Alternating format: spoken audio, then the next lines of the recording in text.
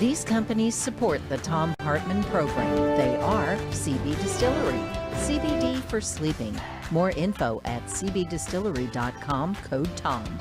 The Clean Phone Pro, phone sanitizer and charger. More info at thenewdealshop.com.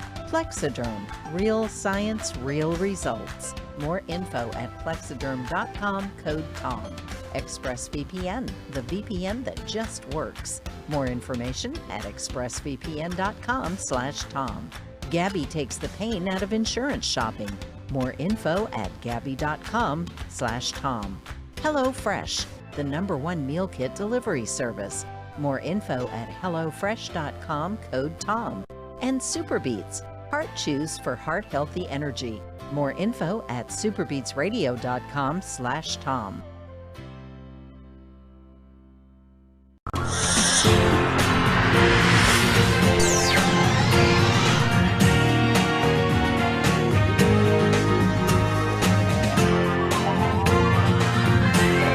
We say fight back!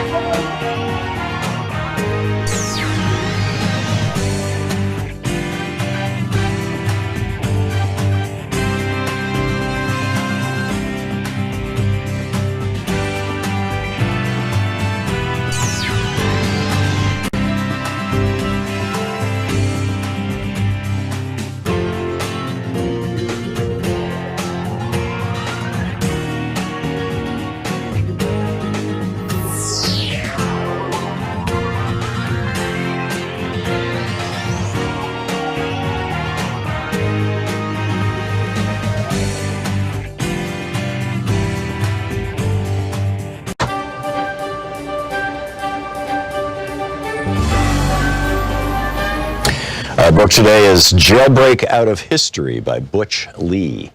This is from the first chapter, Jailbreak Out of History, Harriet. Focus on Amazons, about why we deal with real women as myths, girls who never really existed.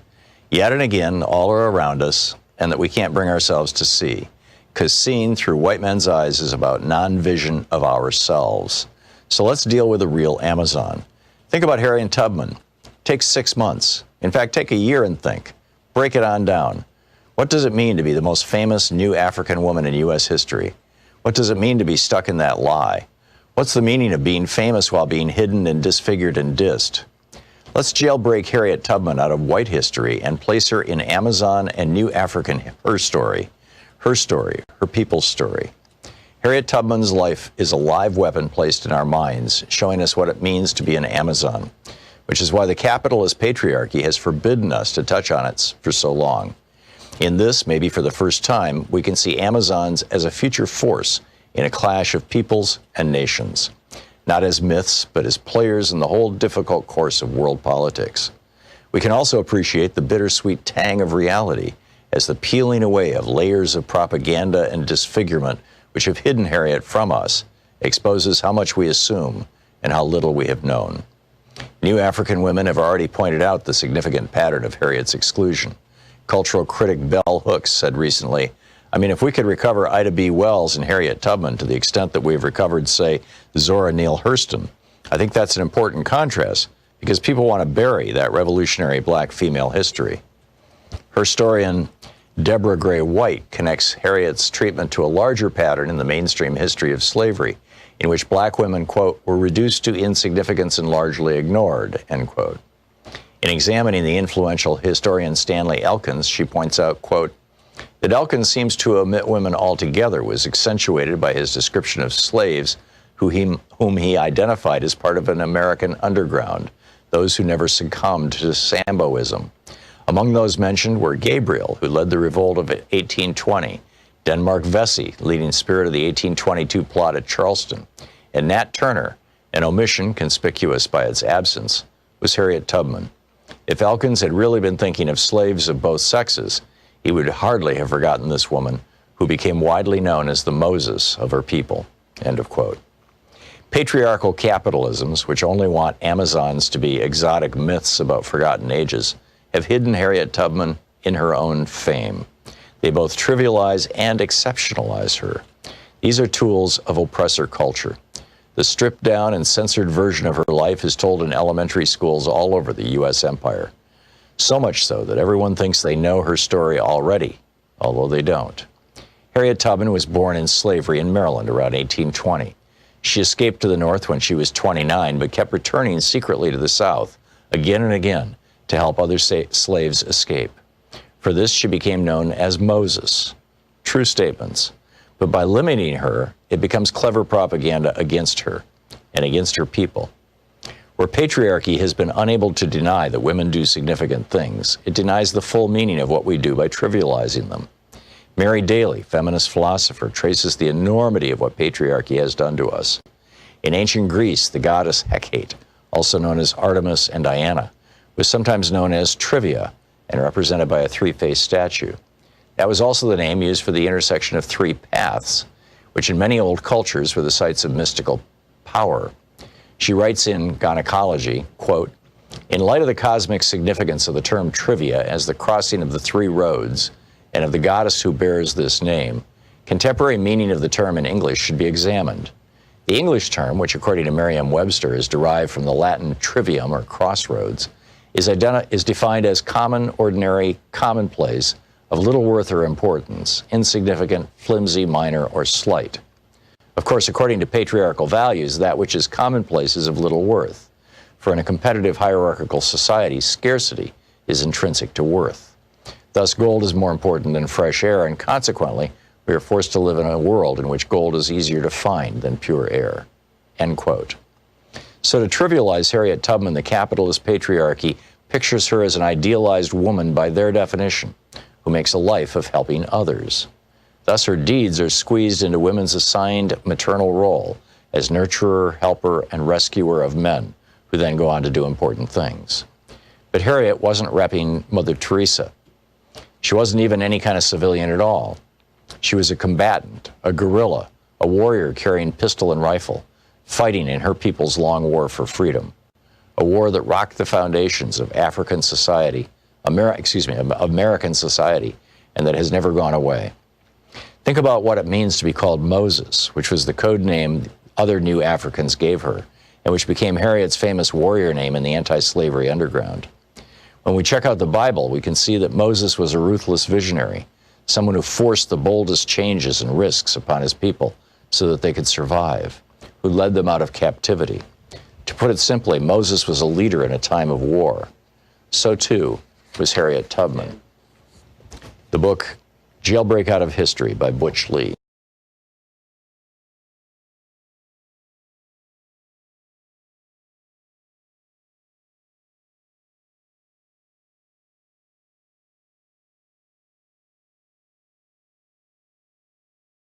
Week, Tuesday, February 2nd, David Korten and I will be participating in a conversation about my new book, The Hidden History of American Oligarchy. And this book comes out, it literally is available next Tuesday. That's the date that it will appear in your mailbox if you've pre-ordered one. And it's going to be a fascinating time. That's at powells.com. You've got to register for it. It's a live stream event. Also, 2 days after that, on February 4th, I'll be doing a Town Hall Seattle virtual event. And then the following week, on February 9th, David Korten and I will again be in conversation about the hidden history of American oligarchy at a Books and Books virtual event. All of those events you can find online. You can find links to all of them over at thomhartmann.com. So all that out of the way. It's time for our National Progressive Town Hall meeting, and with us, our old buddy Congressman Mark Pocan. He will be taking your calls for the entire hour. Our number 202-808-9925. Congressman Pocan represents the 2nd District of Wisconsin in the U.S. House of Representatives. He's a member and in leadership of the Congressional Progressive Caucus, and just an all-around great guy. His website is Pocan, POCAN.house.gov. You can tweet him at Rep. Mark Pocan. Congressman Pocan, welcome back. I'm wondering what's on, before we start taking calls here, what's on your mind today? And by the way, people, Congressman Pocan will be with us for the whole hour taking calls. I think I mentioned that. But Congressman Pocan, what's up? Well, today is 1 week since Joe Biden became president, and I got to admit, I'm very impressed with the rate and the type of executive orders he's acting on. He's showing that he's not a newbie. He knows what he's doing. He's not a rookie when it comes to federal government. And because of it, we're seeing some really good actions happening. And I'm really heartened by what I'm seeing. And today we're going to have a bunch of climate change actions that look to be good and sound. And, it's so gratifying to have this past week compared to the last 4 years, Tom. Yeah, it really and truly is. And I back during the primaries, I was kind of skeptical about Joe Biden, but I got to tell you, he has stepped up to the plate in a way that really impresses me. And I hope it can continue, and I hope that Leader Schumer can get, or can find some steel in his spine and take on Mitch McConnell. So you want to pick up some phone calls here? Sure, absolutely. All righty, let's go for it. Virginia, in Bassett, Virginia, you are on the air with Representative Pocan. Good morning, Tom and Representative Pocan. Could you introduce legislation requiring all federal candidates running for office to provide their income tax returns before they can run? That's a good idea, especially at the presidential level, right, where it was always pro forma until this last president. Virginia from Virginia, which I won't forget. That's a great idea. You got me working on something with my office. I think it would make sense to make sure, at least at the presidential level, that everyone have to do what we always had as a norm previously. So thank you for that, Virginia. John in Monroe, Wisconsin. You're on the air with Representative Pocan. Hi, fellows. Hi, Mark. I hope you're doing well. And my question is in regard to Senators Manchin and Sinema. And that is that I wrote a letter to my friend saying that I thought democracy was hanging by a thread, and that I hope that it was not conservative Democrats that cut it. And currently, I just wonder what ideas you might have for talking these folks down off the ledge. So Tom, Monroe's in my district, so this is always great to have a constituent calling in. I get a lot of people telling me they listen to your show. It's always great when they call in, so thanks for that, John. The difficulty we're going to have, and this is going to be repeated, is we have a 50-50 Senate with a deciding vote of the vice president, but any one Democratic senator, whether it be a more conservative senator like the names you just mentioned, or any lobbyist who gets to someone and gets in their ear, can really screw things up. So, that's why I've been especially impressed that Joe Biden's moved aggressively forward with executive orders. Because as much as I want the legislative process to work, I understand the federal legislative process doesn't always work like we all would like it to, and especially with a 50-50 margin, that could really be a problem, even for things that should be no-brainer issues to most all of us who are Democrats. But I think, the pressure will have to come from their constituents more than anything. So hopefully people in Arizona and West Virginia will reach out to those two that you mentioned and probably a few others and really put the pressure on them to do the right thing, because we can't lose these 2 years. I think, we've got to be very aggressive in acting to help people. And so far we're doing that, and the president's certainly doing that with executive orders. But if we take our foot off the gas pedal, we risk a lot, not just in terms of help for the American people, but politically in terms of 2022. Jessica in Chicago, you're on the air with Representative Pocan. Hi, gentlemen. What is this country coming to when the Proud Boys call Trump a total failure? And they say Trump's a shill and Trump's weak. And the 45 Republican senators say, "Hail Emperor Trump," as the Proud Boys used to say. The Proud Boys, the Oath Keepers, the 3%ers are all criticizing Trump on Telegram. And the senators can't stand up. And even my husband's Republican side that voted for Trump, they want him impeached. These 45 senators don't even care that Trump played Funeral for a Friend when the mob marched to get Pence. I'm astounded at these 45. What is wrong with this country? Thanks. Jessica, is there a question in there for Congressman Pocan? Yes. I think that there needs to be more out there. They need to say, look, the Proud Boys can stand against Trump now. What is your problem, senators? What is wrong with you? I just think it needs to get out there more. Okay. Yep, let's get the response. Yeah, Jessica, I think what you raised, and this is probably the most significant part of it, is there's going to be a civil war within the Republican Party.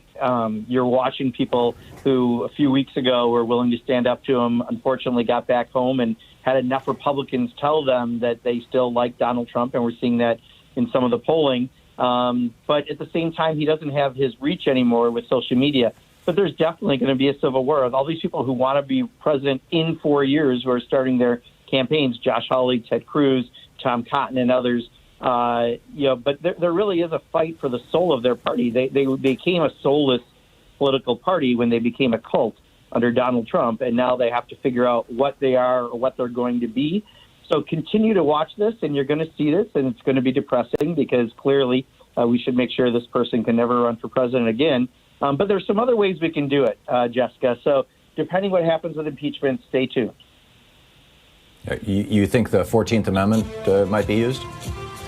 I think that's another option that absolutely should be in play if they decide to play politics on impeachment. And, I think everything should still be on the table because he's a danger to democracy, not just the Republican Party.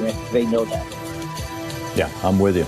15 minutes past the hour, Representative Mark Pocan in our Progressive National Town Hall meeting.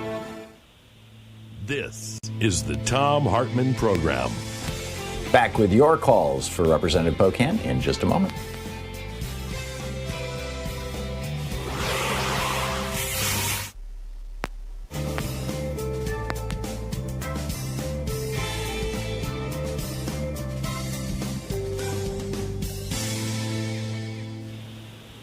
And welcome back. Pam in Everett, Washington. You're on the air with Representative Pocan. Hi. Good morning to you both.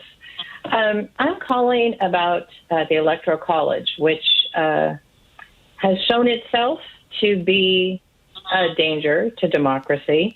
This antiquated, ridiculous decision that was made, as I understand it, for non-democratic reasons.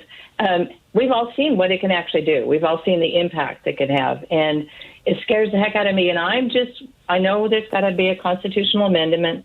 I don't think the national popular vote.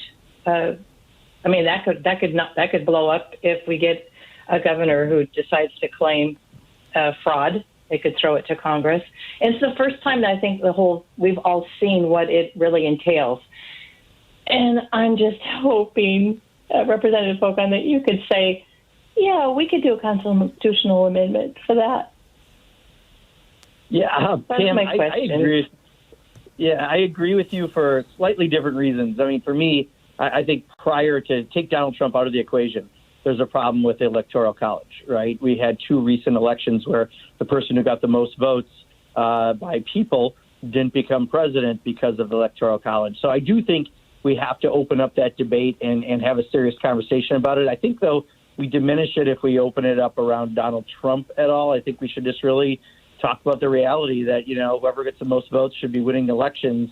And, there has to be a better model. I think also, don't forget, we are going to be and have introduced a bill to make D.C. a state. And there's going to be things like that as well that we're going to be putting forth. And there's H.R. 1 coming, which is the single most comprehensive campaign finance, elections, and ethics reform bill ever introduced into Congress and passed in the House of Representatives.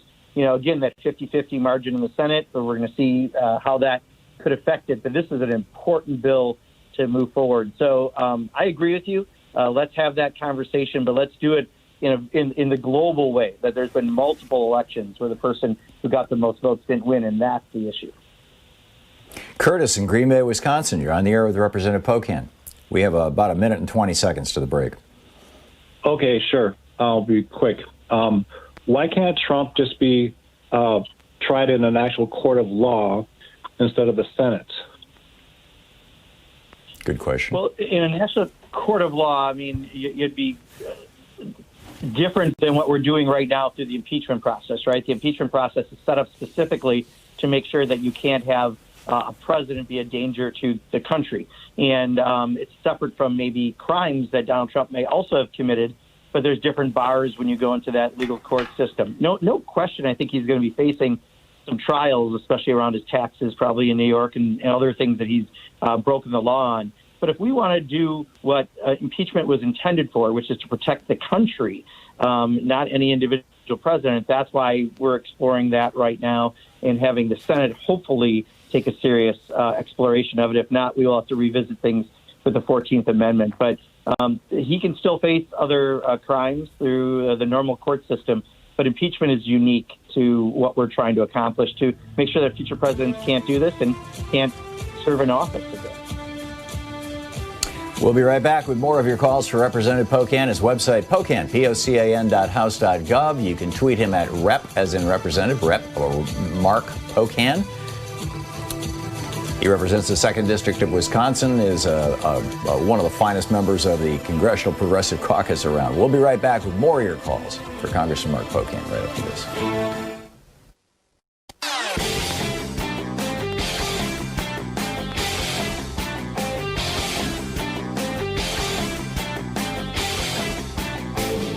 You can find an absolutely fascinating library of my writings, including my daily rants, over at thomhartmann.medium.com. Hey, we have a brand new video up at thomhartmann.com for the people who are subscribers or supporters to our program. And this one's about national health insurance and why and how we really need a single-payer national health care system, whether you call it Medicare for all, or you call it single-payer, or you call it whatever. Medicare for all, it has a lot of appeal because, generally speaking, Medicare is positively viewed. That's what they call it in Canada. It's called Medicare. And, which makes sense, care for people using medicine. We would save at least $150 billion a year just on billing. You've got hospitals in the United States that have entire floors devoted to billing. Hospitals in Canada have one desk with, 1 or 2 people sitting at that desk, handling the billing. It's just crazy. And people would get better care, they get more comprehensive care, our entire nation gets healthier, and there's a whole bunch of essentially bullet points to build this argument for Medicare for all over at thomhartmann.com. You can check it out right now.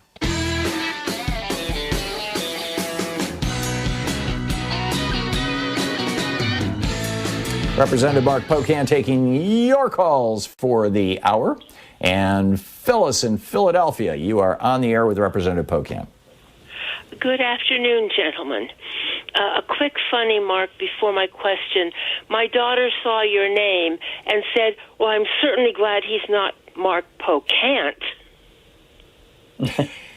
Cute. Yeah, you and Tom have discussed the so-called Medicare Advantage program. And my suggestion when you are doing health care legislation is that you put in a proviso that no new policies can be written for Medicare Advantage. Keep the ones, the people who have it, so they won't have a conniption fit, but have no new policies, and that will kill it slowly and put the money back in the Medicare program. Yeah, Phyllis, Tom and I have had some offline conversations on this as well, and we're meeting in my office to talk about some legislation for the coming session on Friday, and I will bring up the general subject. I think there's a lot more that has to be explored within it, but this is something that I think we need to have some changes. And now that we've got Democratic control in the House and the Senate, albeit tight in both houses, this may be a good time for that reform. So thank you for your suggestion.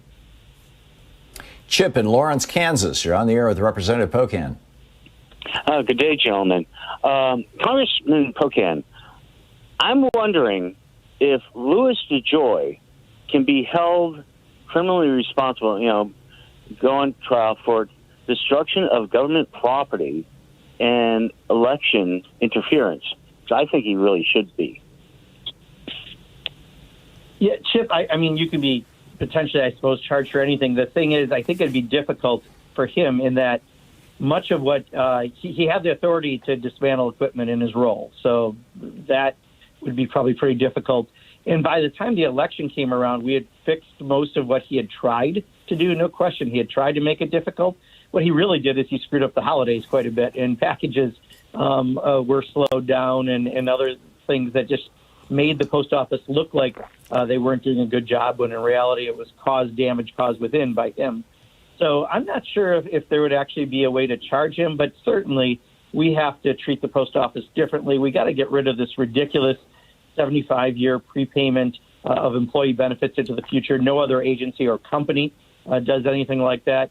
And we need to treat it with the respect it deserves, because it's mentioned in the Constitution. It has that much importance to this nation, and I think we have to give it its due diligence.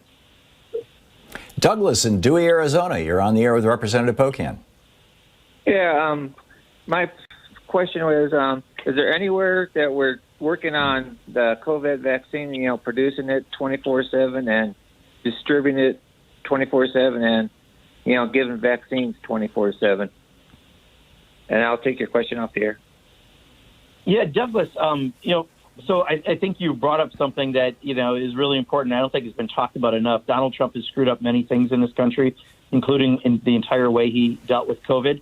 But he also screwed up the vaccine distribution. And the fact that we don't even know how many vaccines we have and that there's no federal plan has put us even at more of a disadvantage, which, again, is going to cost a lot of lives. And, I'm just beside myself on how awful he's been and what this has meant. The good news is Joe Biden originally said he was going to have a million doses a day for the first 100 days. He now upped that to 1.5 million.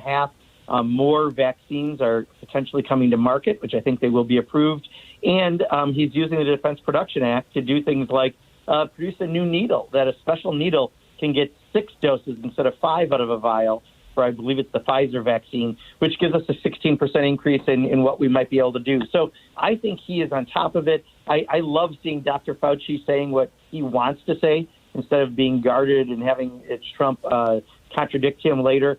But I think everything is happening. But I agree with you. I think we've got to make sure that we're doing everything possible to get the vaccines out as fast as possible. And I heard a little bit of the press conference this morning. And, now we got to deal a little bit with possibly the variant that's coming out of South Africa. But I'm glad we've got real science professionals in charge.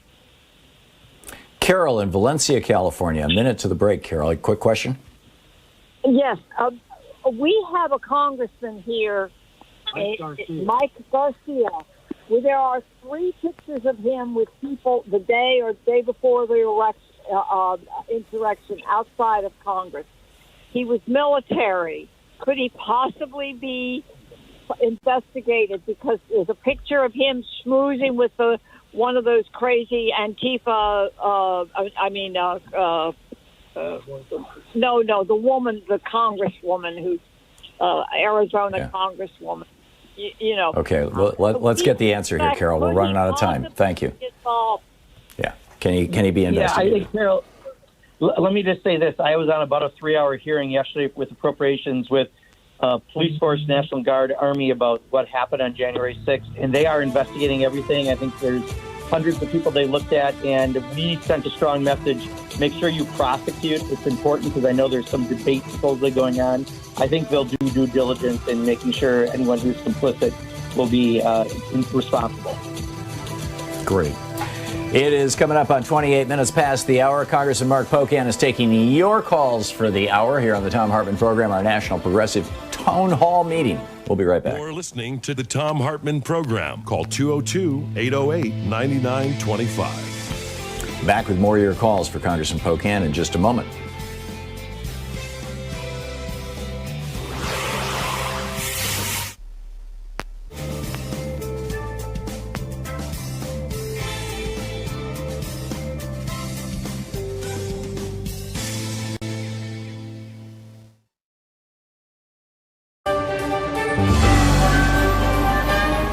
Our book today is Jailbreak Out of History by Butch Lee.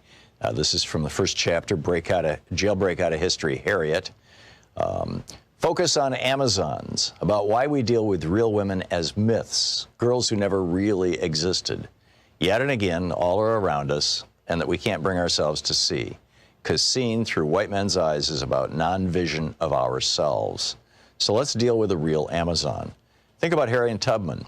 Take 6 months. In fact, take a year and think. Break it on down. What does it mean to be the most famous new African woman in U.S. history? What does it mean to be stuck in that lie? What's the meaning of being famous while being hidden and disfigured and dissed? Let's jailbreak Harriet Tubman out of white history and place her in Amazon and New African, her story, her people's story. Harriet Tubman's life is a live weapon placed in our minds, showing us what it means to be an Amazon, which is why the capitalist patriarchy has forbidden us to touch on it for so long. In this, maybe for the first time, we can see Amazons as a future force in a clash of peoples and nations, not as myths, but as players in the whole difficult course of world politics. We can also appreciate the bittersweet tang of reality as the peeling away of layers of propaganda and disfigurement which have hidden Harriet from us exposes how much we assume and how little we have known. New African women have already pointed out the significant pattern of Harriet's exclusion.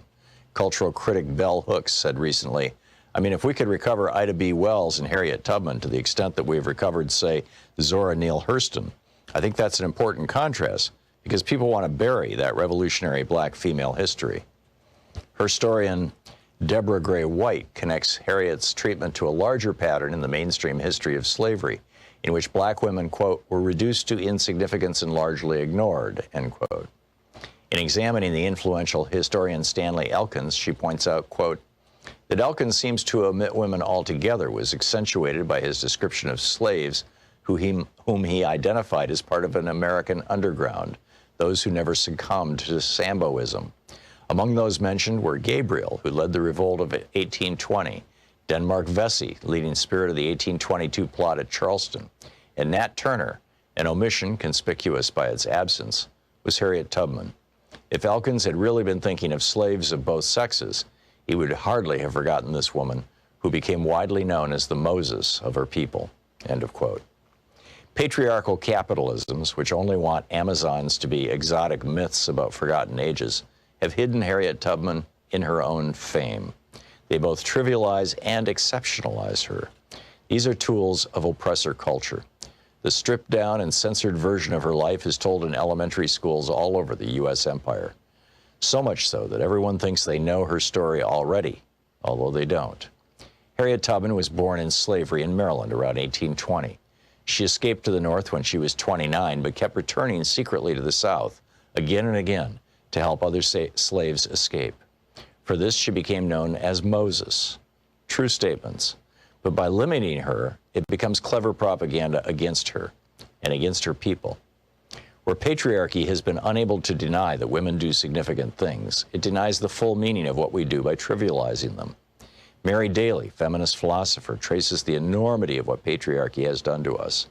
In ancient Greece, the goddess Hecate, also known as Artemis and Diana, was sometimes known as Trivia and represented by a three-faced statue. That was also the name used for the intersection of three paths, which in many old cultures were the sites of mystical power. She writes in Gynecology, quote, in light of the cosmic significance of the term trivia as the crossing of the three roads and of the goddess who bears this name, contemporary meaning of the term in English should be examined. The English term, which according to Merriam-Webster is derived from the Latin trivium or crossroads, is defined as common, ordinary, commonplace, of little worth or importance, insignificant, flimsy, minor, or slight. Of course, according to patriarchal values, that which is commonplace is of little worth. For in a competitive hierarchical society, scarcity is intrinsic to worth. Thus, gold is more important than fresh air, and consequently, we are forced to live in a world in which gold is easier to find than pure air. End quote. So to trivialize Harriet Tubman, the capitalist patriarchy pictures her as an idealized woman by their definition, who makes a life of helping others. Thus, her deeds are squeezed into women's assigned maternal role as nurturer, helper, and rescuer of men, who then go on to do important things. But Harriet wasn't repping Mother Teresa. She wasn't even any kind of civilian at all. She was a combatant, a guerrilla, a warrior carrying pistol and rifle, fighting in her people's long war for freedom, a war that rocked the foundations of African society, American society, and that has never gone away. Think about what it means to be called Moses, which was the code name other new Africans gave her, and which became Harriet's famous warrior name in the anti-slavery underground. When we check out the Bible, we can see that Moses was a ruthless visionary, someone who forced the boldest changes and risks upon his people so that they could survive. who led them out of captivity. To put it simply, Moses was a leader in a time of war. So too was Harriet Tubman. The book, Jailbreak Out of History by Butch Lee.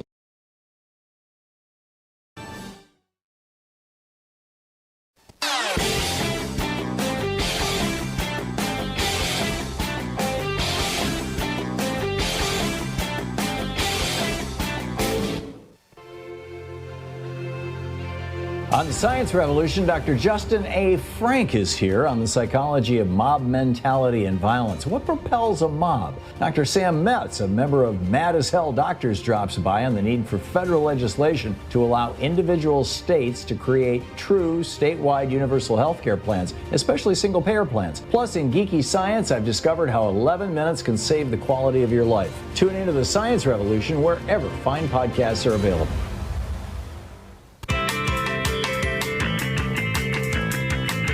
And welcome back. Representative Mark Pocan taking your calls for the hour here today.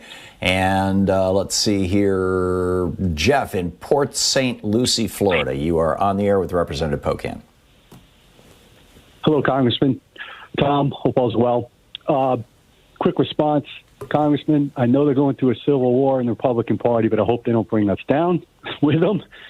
Quick question to both of you.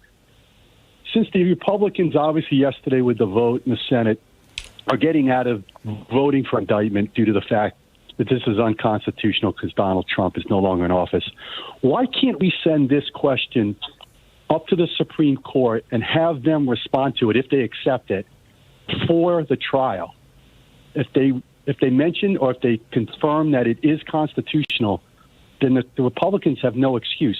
If they say it's unconstitutional, then we should drop the indictment on it all its own. I just have that question. I'll respond off air. Just a couple off the top of my head observations on that, Jeff. One, I don't know if the Supreme Court is a court I'd want to be testing something with, given that Donald Trump appointed 3 of the justices. And two, we already have proof. We've done this in the past in history, not with the president, but with someone else who's impeached. They'll just find another reason. They're never going to accept the culpability. They're going to say they're not going to do it because it's too divisive for the country and we need to move on. They're going to say whatever else. I mean, Mitch McConnell, is full of excuses on this because he's afraid of Donald Trump's supporters, and that's what's really going on. But, I still think, as more information comes out, we still have some room around some 14th Amendment ways to try to make it so this president isn't able to do further damage to this democracy. So I think we should just hang tight through that a little bit, but I'm not sure if the path I would take it to is the Supreme Court. Marty in Evergreen Park, Illinois. You're on the air with Representative Pocan. Hi, Tom. Thank you for taking my call. And Congressman, greetings from the state just south of you. I have an issue I'd like to bring awareness to and get your thoughts on. I'm a dad of 4. I lost my job of 7 years in the tech industry in the layoff wave in the third quarter of 2019, right when the trade war was peaking, literally right before the pandemic. So I've been job hunting and collecting unemployment all last year during the shutdown, and I was granted federal assistance after my state unemployment expired. Thus, my federal unemployment expired at the end of November, a month before the December 26th date that most others, talk about, which left me unable to pay bills or mortgage or get any Christmas presents or do anything in the month of December or this month. I was abruptly cut off and still certifying but not getting funds. So the state is saying that since I did not earn wages beyond fourth quarter 2019, I'm no longer eligible for federal continuance of those benefits, and the job market is still completely destroyed where I'm at. My kids are not back in school, et cetera. What would save my life right now, and I can only presume others in my situation, if there can be an extension of federal pandemic unemployment that uses the same benefit rate that was being paid before the benefits expired, back payment of those benefits to when those unemployment benefits expired, and count the base payment unemployment payments, as the base payments to which those will be paid. I mean, is there any way to get this added? I feel like Princess Leia putting the message in the droid, like, you're my only hope, like, this needs to happen. Yeah, no, I hear you. And unfortunately, I mean, every state, you're following some of their systems, and some states obviously have better systems than others. In Wisconsin, we were operating off a decades old software that caused a lot of delays. because Republicans generally across the country don't like unemployment, so they don't fund it. And there's a lot of problems in this area. I think we're going to learn a little more as we move forward on reconciliation, what we can do with unemployment. We know that because the extension of benefits ends mid-March, we have to do something, and likely it's reconciliation. It's a budget process that allows us to get things done with 50 votes in the Senate as opposed to 60 votes.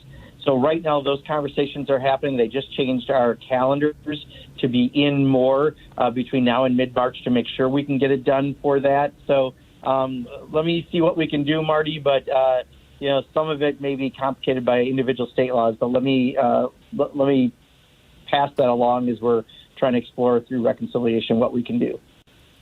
Marty, it might also be well served by contacting his state representative, his state senator, and the governor's office in Illinois, right?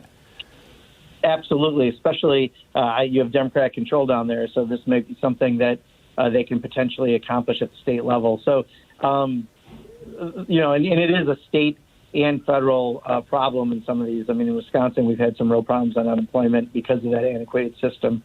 So I would just recommend trying that, and also contact your member of Congress and your senator as well as we're moving forward. But I will definitely try to get this included in any conversation. Daniel in Brooklyn, New York, you're on the air with Representative Pocan.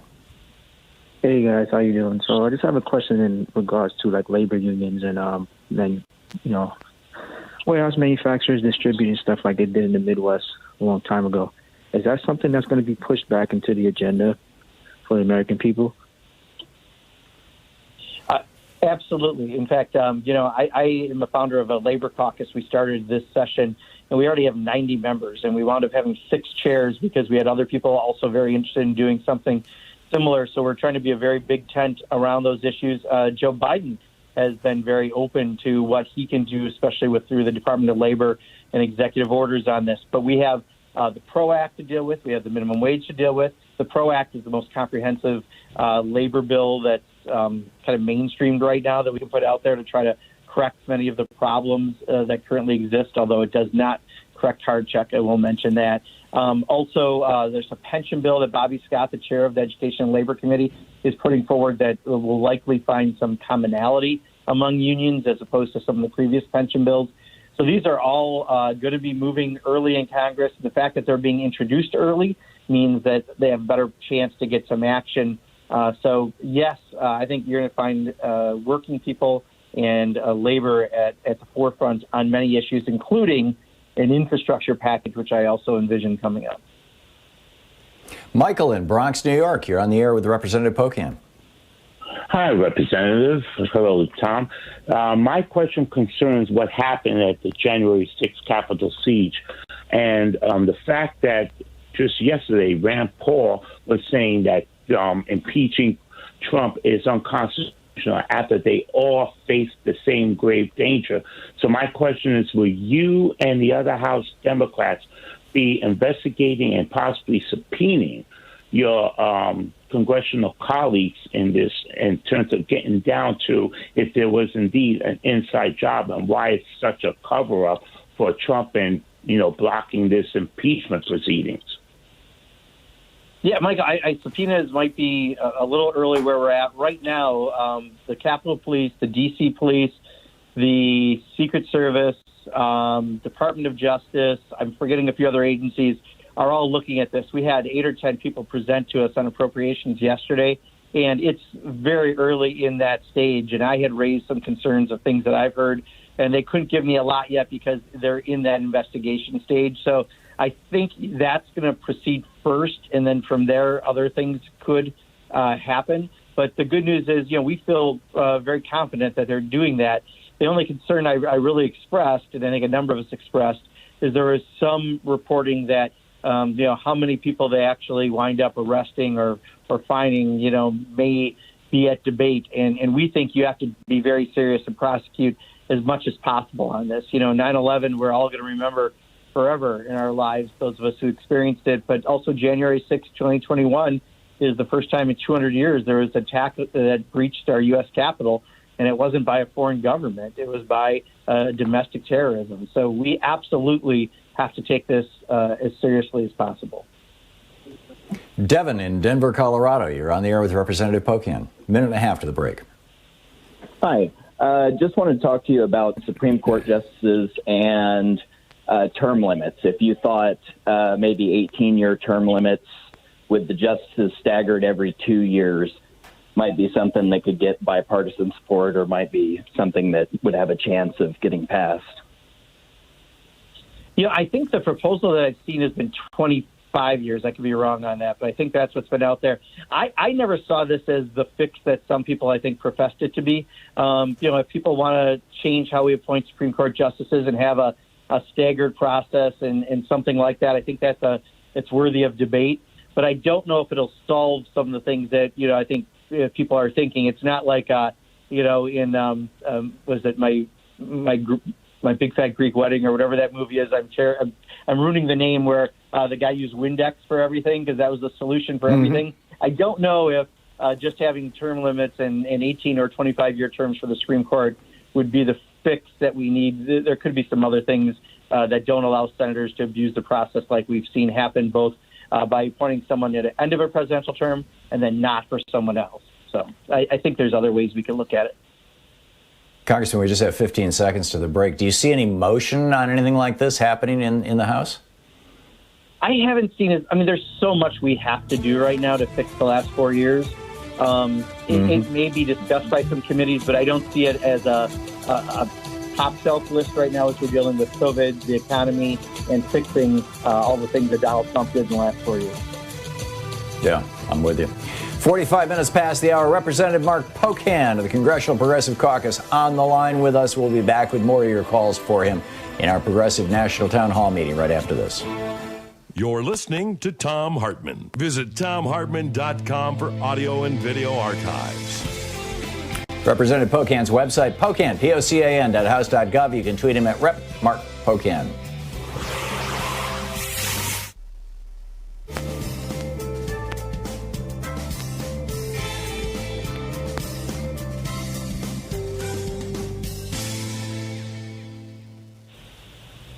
And welcome back. John in Los Angeles, listening to KPFK. John, you are on the air with Representative Pocan. John? I am not hearing John. John, you got to listen to your phone, not your radio. Arthur in Ontario, California. You are also listening to KPFK. You're on the air with Rep. Pocan. Hi there. Thanks for taking my call, Tom and Congressman Pocan. My question is that the Marin Carbon Project in California has shown by adding compost just one time to farmlands, forests, and rangeland that it drastically increases its water retention and its ability to sequester carbon. I'm wondering what can be done to create not only an infrastructure program, but a green jobs program where we can pay people to do socially distanced outdoor jobs to add compost, to collect food waste, to create soil and add more compost to farmlands across the country and regenerate our soil, sequester carbon, and address climate change while putting people back to work. I'll take the answer off the air. Thanks so much. Yeah, Arthur, I think let me answer it at a little bit more of a 30,000 foot is, part of what we're doing right now. The Select Congressional Committee on Climate Change is still meeting. But I think you bring up a really great point, which is as we look at anything around infrastructure and climate change, we should remember things like the agricultural community and our rural communities, because it's going to be vital. Those communities are hurting some of the most because of decades long of losing jobs that have gone overseas in many of my rural parts of my district. And I have many rural parts. I live in a rural part of my district. You have an agrarian economy. And if you don't have broadband and a post office, you can't even have your home-based business anymore. And I think anything that can help us to not only create jobs towards something innovative like you're talking about, and also help that agricultural community that benefits the climate is a win-win-win. And I hope that the groups that are looking at this are looking at measures just like you mentioned. Tom in Temecula, California. You're on the air with Representative Pocan. Good morning, gentlemen. I'd like to both to comment about this, but with so many Republicans believing the big lie about the election, a way to get people on the record is have Jimmy Raskin and the impeachment managers call all the senators who were actually witnesses to the insurrection as witnesses and put them under oath and ask them directly, was the election free and fair?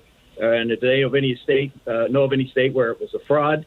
And use that against them and by Democrats to help convince all these Republicans that it is a big lie and that in fact the election is legitimate. Yeah, I'm not exactly sure what their strategy will be. I doubt that is the strategy because I think, the word you used that was imperative is whether or not they believe the election is a lie. I don't think the vast majority of them think the election was a lie, hence why only 6 people, I think, in the end voted to overturn states' electors.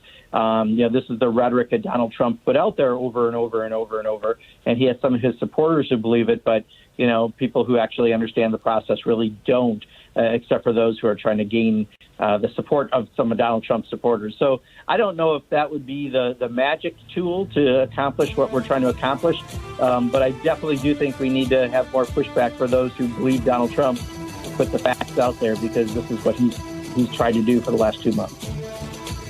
Back with more of your calls for Representative Mark Pocan in about a minute and a half. His website, Pocan, POCAN.house.gov. You can tweet him at Rep Mark Pocan. We'll be right back.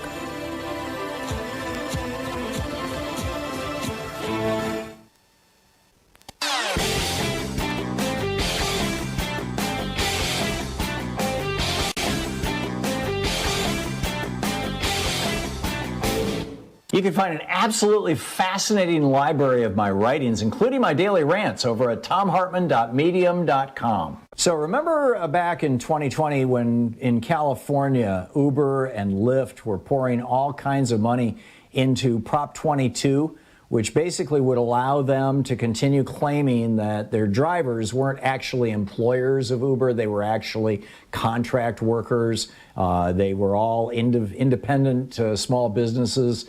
And therefore, the company didn't have to pay for unemployment insurance, didn't have to pay for workman's compensation if somebody got injured, didn't have to offer them any health insurance. In fact, basically couldn't even do it. And there's a whole bunch of other benefits that are associated and protections that you actually get, state and federal protections that you get as an employee that you do not have available to you as a contractor. Well, it passed because of millions of dollars from Uber, and now the fallout is happening. Companies across California are starting to fire their workers and telling them, we'll hire you back. I give examples in our new video over at thomhartmann.com.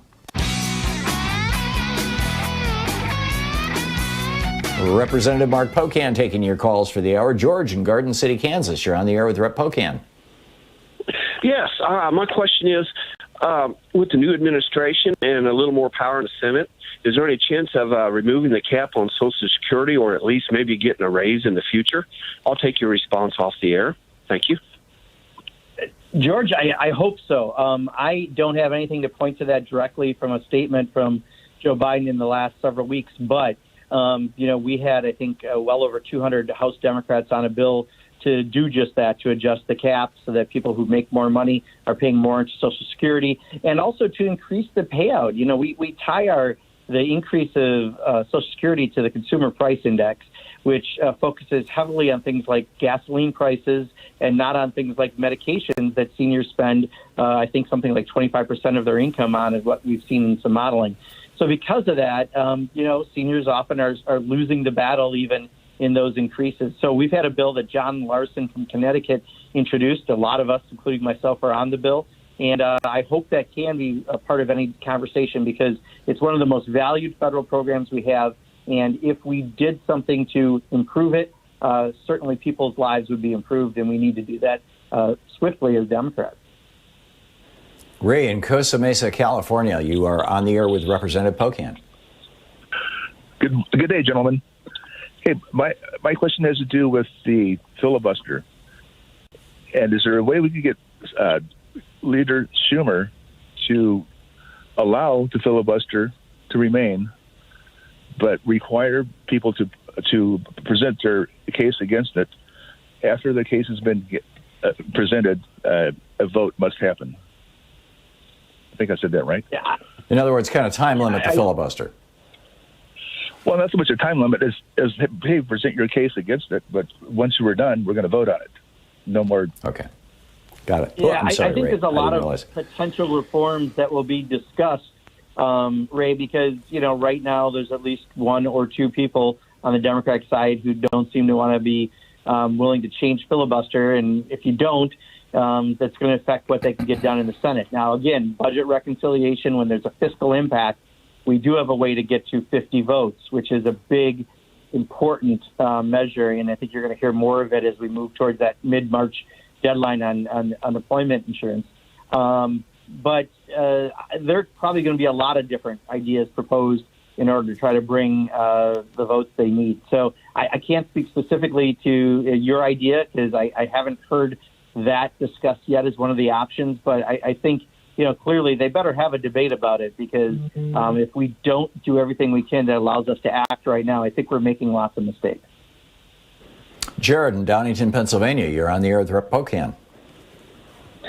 Yes, hello, Tom, and hello, Congressman Pocan. I'm calling about what we should do to make sure that Republicans never get power again. And I think we need like a 1,000-cut method, be it that we need to make Puerto Rico, Guam, Virgin Islands, Washington, D.C. states. We need to strip the courts of any power whatsoever, be it through legislation, term limits, pack the courts.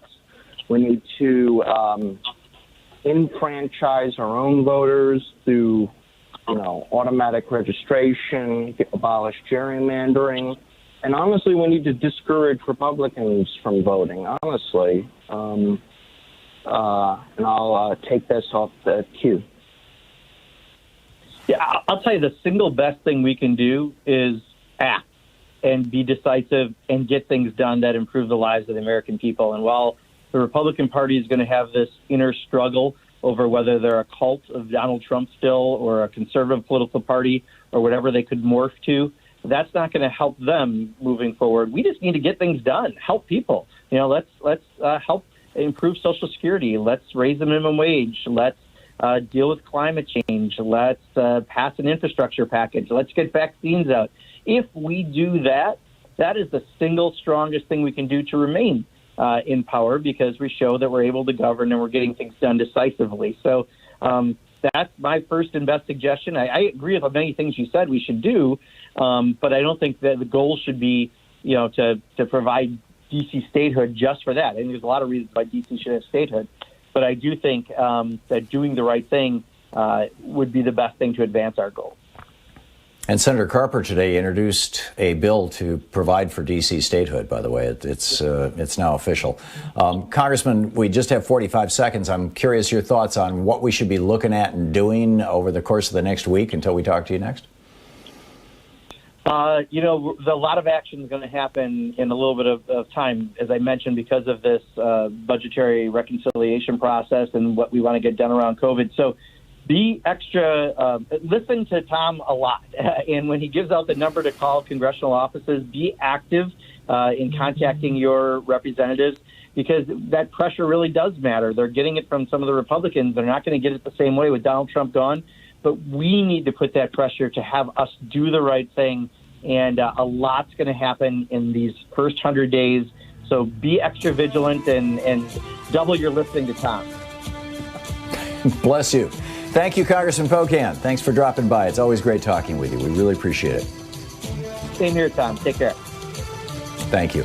And that number for Congress that Congressman Pocan was just mentioning is 202-224-3121. If you want to call your member of the House of Representatives or either or both of your United States senators. 202-224-3121. You're listening to Thom Hartmann.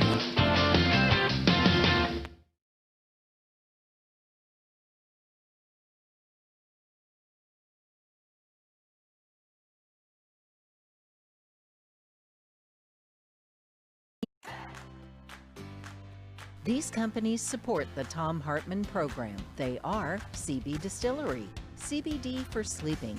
More info at cbdistillery.com, code TOM. The Clean Phone Pro, phone sanitizer and charger. More info at thenewdealshop.com. Plexiderm, real science, real results. More info at plexiderm.com, code TOM. ExpressVPN, the VPN that just works.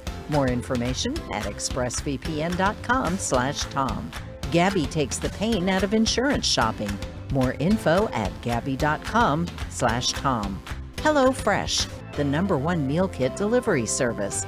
More info at hellofresh.com, code TOM. And Superbeats, heart chews for heart-healthy energy. More info at superbeatsradio.com/Tom.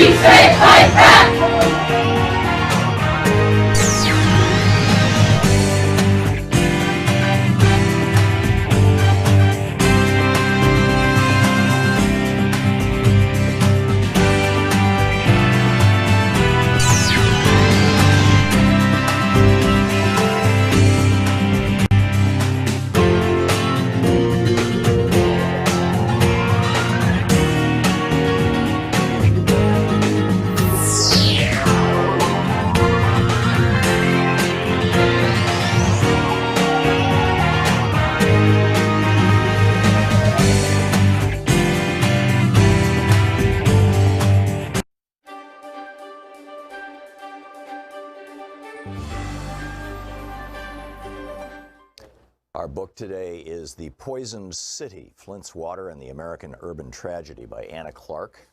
This is from the prologue. On a hot day in the summer of 2014 in the Civic Park neighborhood where Pastor R. Sherman McCathern preached in Flint, Michigan, water rushed out of a couple of fire hydrants. Puddles formed on the dry grass and splashed the skin of the delighted kids who ran through it. But the spray looked strange. The water was coming out dark as coffee for hours, McCathern remembered. The shock of it caught in his throat. Something is wrong here.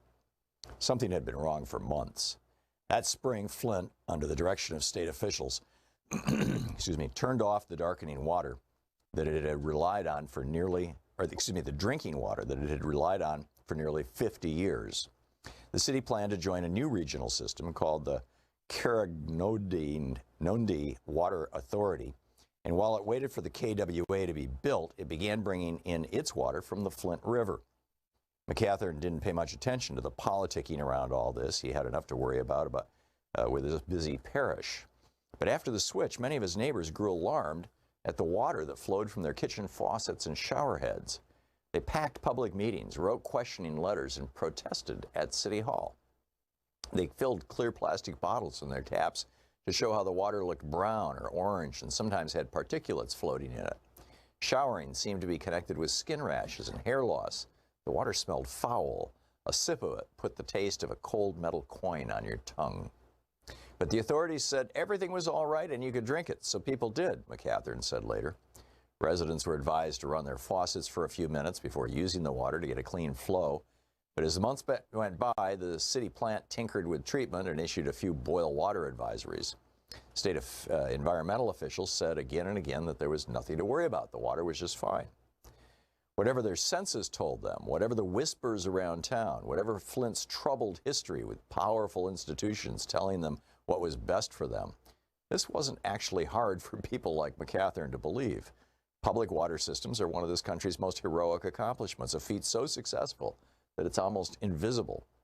By making it a commonplace for clean water to be delivered to homes, businesses, and schools, we have saved untold lives from what today sound like antiquated diseases in a Charles Dickens novel: cholera, dysentery, typhoid fever.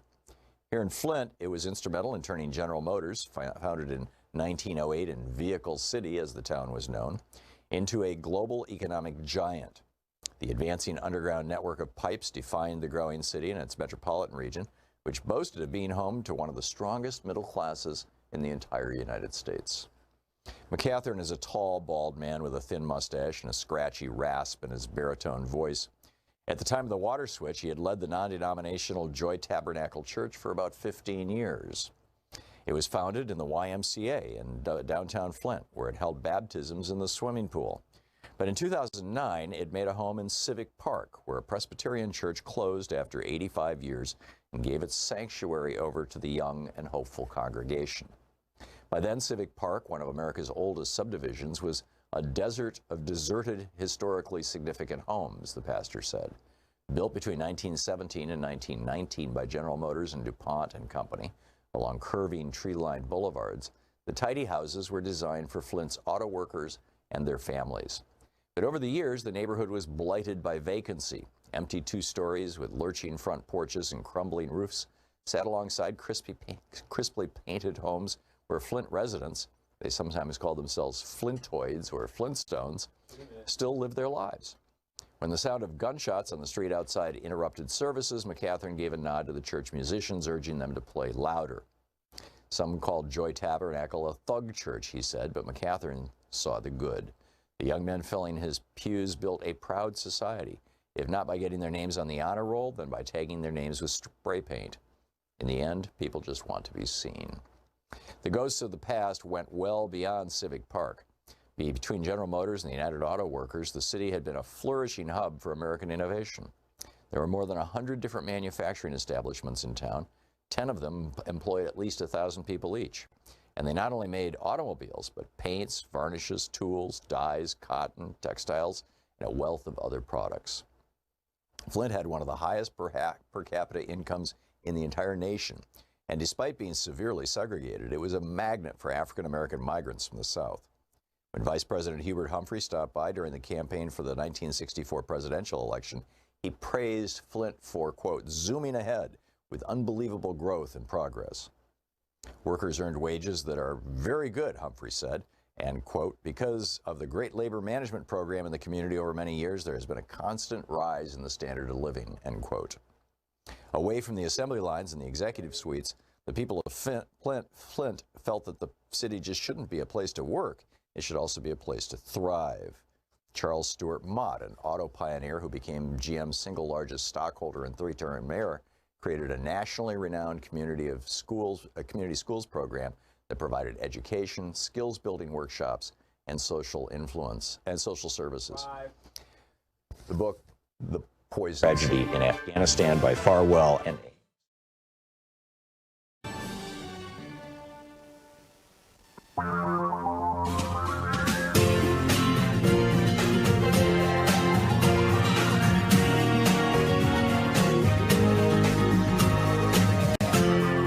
This is the Thom Hartmann Program.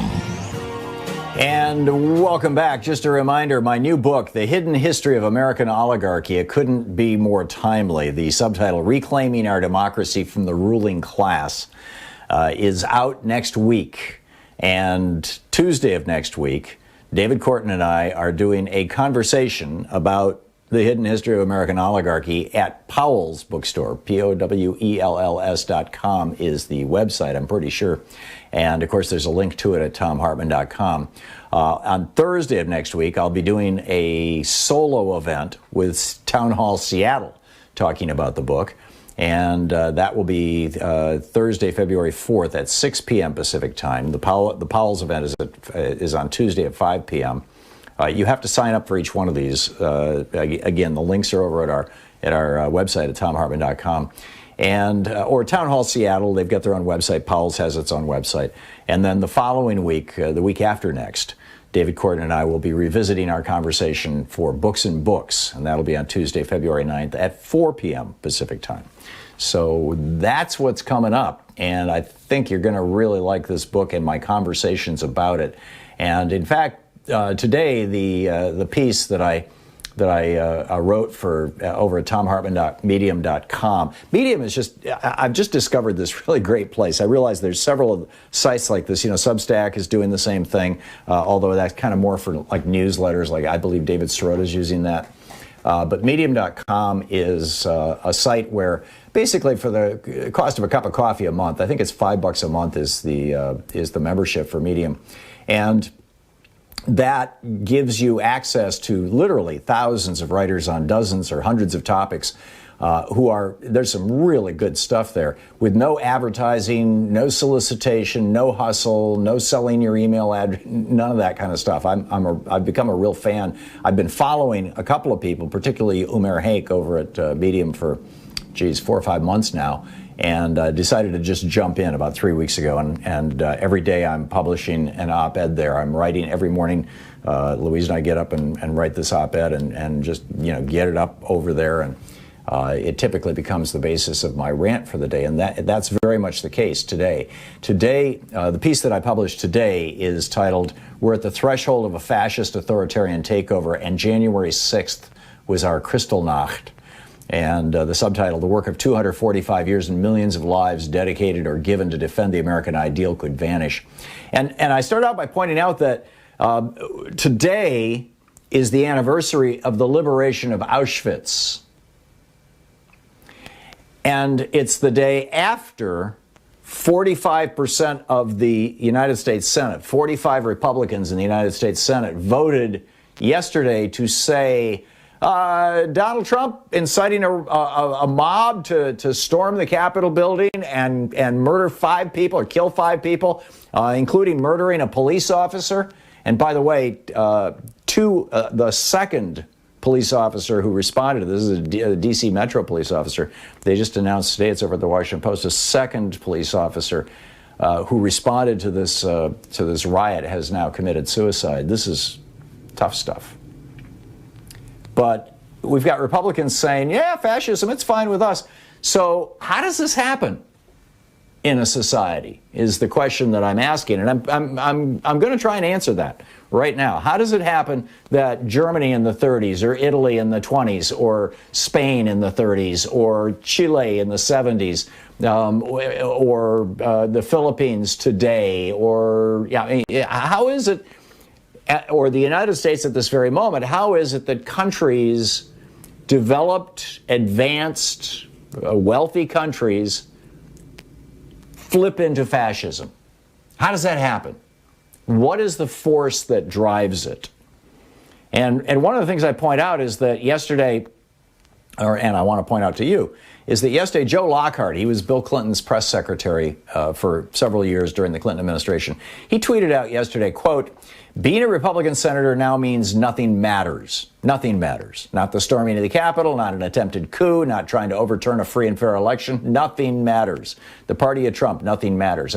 And my response to that is essentially, Joe, you're describing the party somewhat accurately, but there is something that matters. And what matters is the authoritarianism. We all, every single one of us, every human being on this earth, in the early years of our lives, were entirely dependent upon others. We were dependent upon our parents for food, for having our diaper changed, for having, for nurturing us, for raising us. There have been times in all of our lives when we needed somebody bigger, larger, and stronger than us to protect us and nurture us and nourish us. Now, some people got through childhood relatively unscathed, and they have a fairly decent sense of self, and they live their adult lives without great fear. But there are other people who had such insecurity through their childhood. And there may be some kind of, proclivity, maybe it's genetic, maybe it's temperament, who knows, that's also a part of this. I mean, there's a huge debate in the psychological community.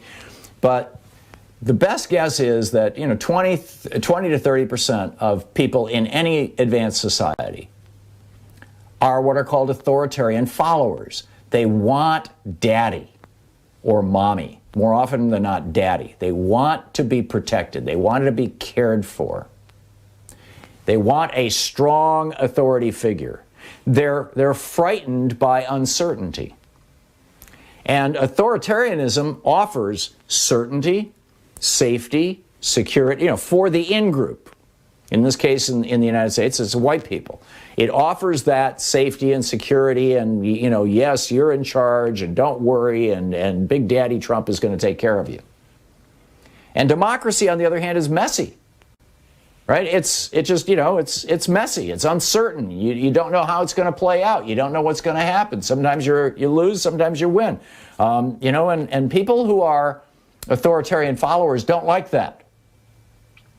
They're frightened by that at a deep level, at a level that emerged when they were 3 and 4 and 5 years old. I mean, I knew several Nazis.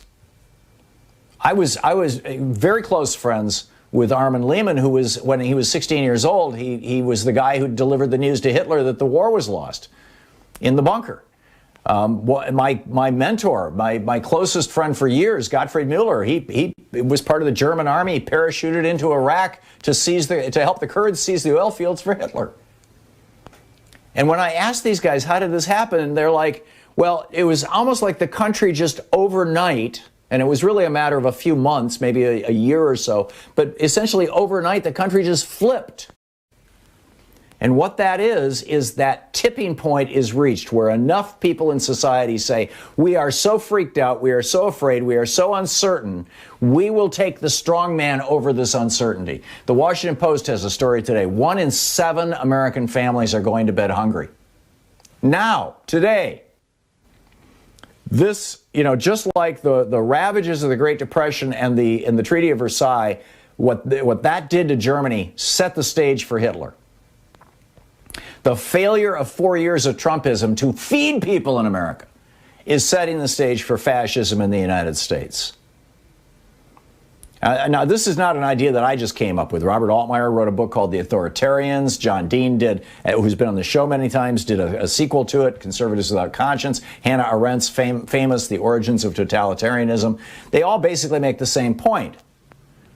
That, right-wingism, authoritarianism, lives at the margins of society eternally, right? It's always there, 5 or 10% of the population. But during times of crisis, it can pop and it can reach 30, 40, 50% of the population and suddenly sweep across the country like a wave. People say, okay, today's the anniversary of the liberation of Auschwitz. How did that happen in Germany? We're watching it right now. This is the Thom Hartmann Program. Now, there are some very specific things we can do to stop this authoritarian takeover. I will cover those on the other side of this break, and then we'll pick up your phone calls.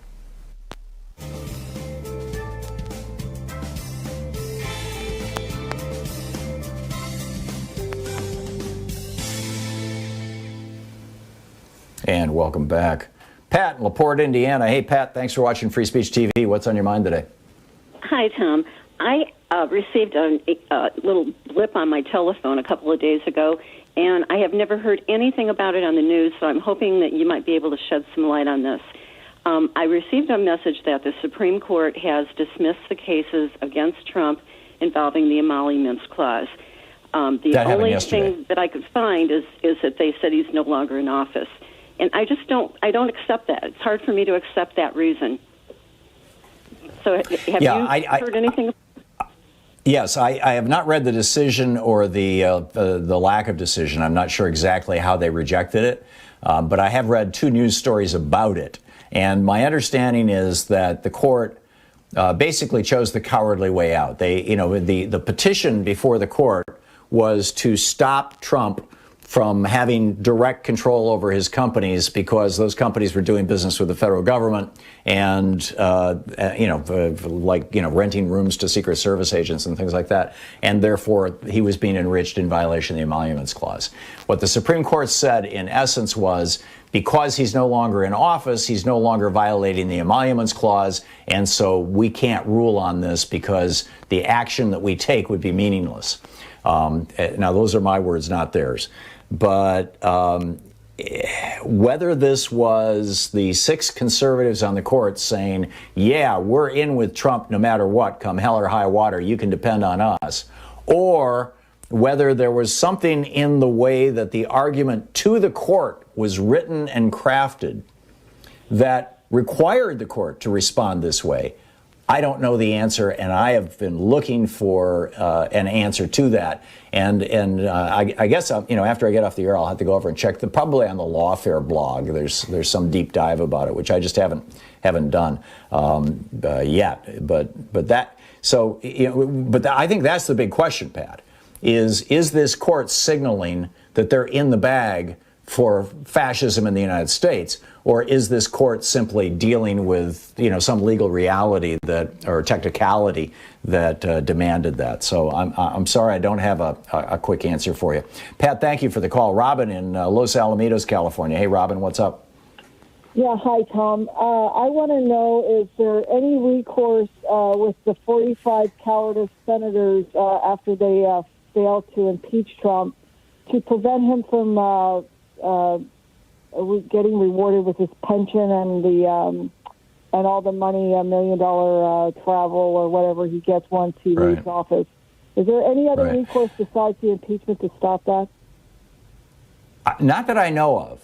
Although Congress could pass the presidential security detail and the presidential pension and the presidential travel, payments, all that kind of stuff.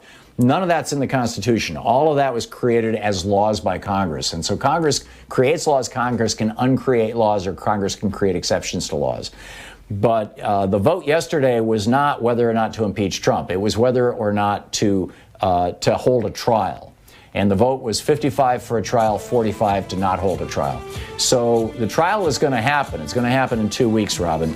And I am hopeful that the Democrats will be able to present enough compelling evidence that even these hardcore Republicans will be aghast and the entire nation will be aghast. We'll see. We'll see. But I'm hopeful that some good will come out of this. Robin, thank you for the call. We'll be right back. It's coming up on 20 minutes past the hour.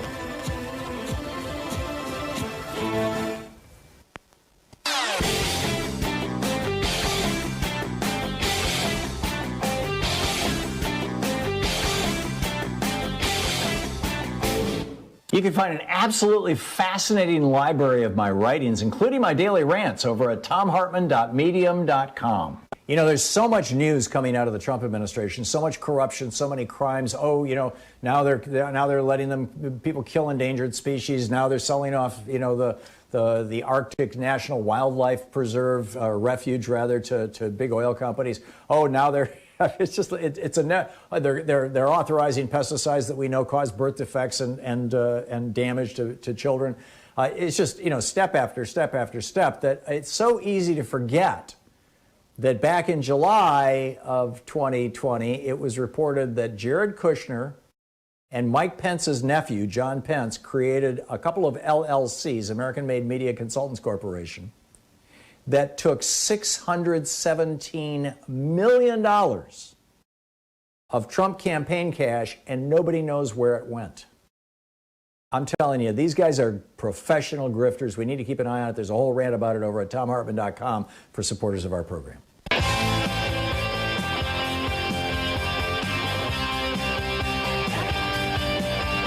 So I kind of laid out, I think in the last segment, I laid out the problem that we're facing, which is that, there's always an authoritarian element in every society. But during times of stress, the people who lean authoritarian or whose inner authoritarian followerness gets activated come out of the woodwork and start behaving like authoritarians. And that's what we're seeing right now. And we're seeing this in particular. Now, there's a series of crises, right? From the point of view of racist white people, which is, probably half the white population in America, just having black people marching through the streets of American cities week after week in the Black Lives Matter protests in the wake of the murder of George Floyd and others, and Breonna Taylor and others, was enough to cause some of them to say, oh, wait a minute, we need a strong hand here. We saw this back in the 70s when cities were burning, and Richard Nixon was using that. His whole law and order thing was basically, we're going to get the black people under control here. That was Nixon's pitch. And it worked. It brought out the authoritarian white people on racial issues. So you've got that. And then you've got COVID on top of that. And then you've got foreign governments churning our social media with bot accounts, promoting fascism and trashing the idea of democracy. And then you've got Republicans who desperately want to become president, who are willing to say and do anything to get there. And people who want to hold on to Republicans who want to hold on to political power and also want to keep the money train from the right-wing billionaires going. And so it's like a perfect storm. So what do we do? How do we deal with this explosion of authoritarianism in the United States? Here are the steps that I believe are absolutely necessary. Number one, we need to hold lawbreakers, authoritarian lawbreakers, to account with swift and certain justice. The people who invaded the Capitol. I was ranting about this. I don't recall if it was yesterday or last Friday, but or Monday. But this article in the Washington Post suggesting that the Justice Department and the federal courts just can't handle all these hundreds of cases. Maybe we should just let some of these people slide. No. And in fact, I recommend that everybody go over to FBI.gov. The FBI has literally hundreds, maybe over 1,000 pictures on their website of people they are trying to identify. People who participated in the murder of 5 people, including a police officer, and the attempted murder of Vice President Mike Pence and Speaker Nancy Pelosi, among others. So number one, nail those people. Number two, the thought leaders in our country, the columnists in our newspapers, the commentators on television, they have to come out and just unequivocally, and particularly those, and God bless people like Steve Schmidt, right, who has left the Republican Party, the guy who ran John McCain's campaign, for just coming right out and saying what you're seeing in the Republican Party right now is fascism. It's naked fascism. And it's being encouraged by people like Ted Cruz and Josh Hawley. So that's number two. Number three, our press is not doing a good job of calling out what's going on and highlighting the differences between what an authoritarian strongman government looks like and what an actual democratic republic looks like. Our press is, the news side of the press says, well, we'll just leave that to the opinion people, the op-ed people. And the op-ed side of the press, the editorial side of the press says, well, when there's news, it'll come. And the bottom line is that this huge contrast between what a democracy is and how it works and what a fascist strongman oligarchy is and how it works, that contrast is not being made. That's why I wrote this book that's coming out next week, The Hidden History of American Oligarchy, was to make that case. And we all need to be talking not about the book, but about that case. Next, Republicans have to drop their voter fraud big lie. I realize it's one of the ways that they hold power, but it is tearing this country apart. A lot of these people who stormed the Capitol actually believe Donald Trump won the majority of the vote and it was stolen from him by Joe Biden. Republicans have to clean that up. And finally, and perhaps most importantly, Mark Pocan talked about this several times during our interview earlier, Congress and the Biden administration have to make America work again. We've got to get the pandemic under control. We've got to get money into people's hands. We've got to solve this problem of 1 in 7 American families going to bed every night without enough food, for God's sake. We've got to put people back to work. We've got to restore American integrity. If we can't make America work, more and more people are going to say, well, hey, democracy doesn't work. I'll take the strong man. Ted Cruz says he can fix everything. Josh Hawley says he can. Tom Cotton says he knows the answers. I'll listen to them. We've got to fix this. Those are the steps.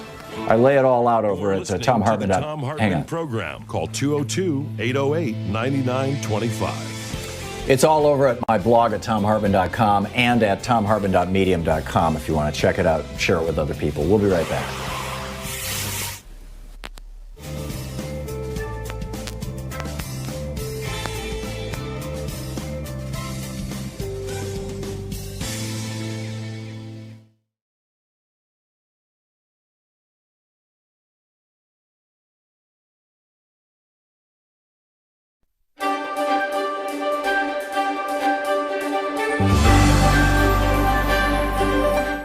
The Thom Hartmann University Book Club today, we're reading from the Strip and Flip selection, as opposed to election, of 2016, 5 Jim Crows and Electronic Election Theft by Bob Fitrakis and Harvey Wasserman.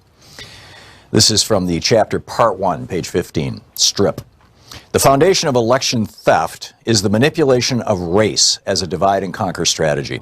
It began with the first Jim Crow chattel slavery. Slavery in various forms has existed since the dawn of time, but in the colonies of British North America and then in the United States, it took on a uniquely virulent incarnation. Chattel slavery was, of course, a horrific, brutal labor system designed primarily in the American South to power a network of plantations that produced cotton, tobacco, indigo, rice, and other hot weather crops that could be grown in large fields. But it had a larger purpose here. Our peculiar institution, how the founders referred to slavery, was meant to divide black laborers from white in a caste system that would guarantee that they would never unite in rebellion. As we'll see, this originated with the infamous Bacon's Rebellion of 1675 in Virginia, in which indentured servants of both races joined forces. Plantation owners vowed to make sure that that never happened again. When the United States became an independent country, plantation owners also vowed to secure political benefits from their slaves. Thus, they wrote into the Constitution the 3/5 clause that gave slave owners additional representation for their slaves, even though those slaves could not vote. That additional vote count guaranteed that every president from Jefferson to Lincoln either owned slaves or his vice president did, and that the Congress was strongly controlled by slave owners right up to the outbreak of the Civil War. After the Civil War, with formal slavery abolished, a Jim Crow system of racial segregation overtook the South. Enforced by the Democratic Party and its Ku Klux Klan terror wing, white landowners updated the realities of slavery to again keep blacks and whites apart. The roots of racism since 1865 has been the treatment of legally freed African Americans as something less than human, guaranteeing all whites a sense of superiority and an economic leg up. When the populist and socialist movements that campaigned most powerfully from the 1880s to the 1920s worked to overcome this separation, they were hammered by the court and electoral systems through a series of stolen elections and twisted race-based legal decisions, and the fusion of the Democratic and Republican parties in the 1917 municipal races in the Northeast. Confirmed by the Supreme Court in the 1890s, this updated Jim Crow caste system again guaranteed that blacks in the South and parts of the North would not be allowed to vote, and that they would be carefully divided from whites by caste as well as class. Since 1970, the primary weapon for suppressing the minority vote has been the third Jim Crow, the drug war. In the tradition of Bacon's Rebellion and the populist socialist upheavals, blacks and whites once again began to unite during the civil rights and anti-war movements of the 1950s and 60s. In response, Richard Nixon's Republican Party invoked the divide and conquer war on drugs. Confronted with the liberalization of the Southern Democratic Party, Nixon feared that black votes might remake America's political map. In Republican eyes, there was only one solution: disenfranchise the African American population, along with young and Latino voters who were leaning strongly to the left. In 1972, Nixon pointedly ignored a powerful report from his own Blue Ribbon Schaefer Commission on drug use and escalated the attack on marijuana and other drugs. In the 45 years since, a staggering 41 million Americans have been arrested for pot or other controlled substances. That's a number of human beings that exceeds the populations of more than 150 other countries worldwide. It has left the United States with the largest prison population in the history of the modern world, while having little or no impact on the actual use of drugs. As Michelle Alexander has shown in her landmark book, The New Jim Crow, the majority of those incarcerated have been black and Latino, with a devastating impact on our elections. Millions of these mostly young, mostly male citizens have been stripped of their right to vote, as well as their ability to maintain families, obtain work, and meaningfully participate in the political lives of their communities. All this has been by design. Once again, a new Jim Crow policy has been delegated by a ruling elite to strip our non-white population of its ability to exercise its fair share of power in our electoral process and to unite with whites in political action. In the 1890s, rising industrial interests committed the nation to a fourth Jim Crow, a course of race-based global empire. The U.S. already had a history of foreign intervention, dating to Thomas Jefferson's 1803 use of our fledgling Navy to fight pirates along the coast, the shores of Tripoli, of what's now called Libya. That was followed by the conquest of the North American continent with genocidal warfare used against the indigenous peoples who had lived here for 20,000 years. By the 1890s, when the frontier consumed, America's giant corporations began to expand overseas. They started with Hawaii, a constitutional monarchy, and then pushed into Cuba, Puerto Rico, Guam, the Philippines, and beyond. And in all cases, these interventions involved the white-ruled U.S. interfering with the political systems of non-white countries. In discussing this fourth Jim Crow, we include an extensive, though not complete, list of these interventions.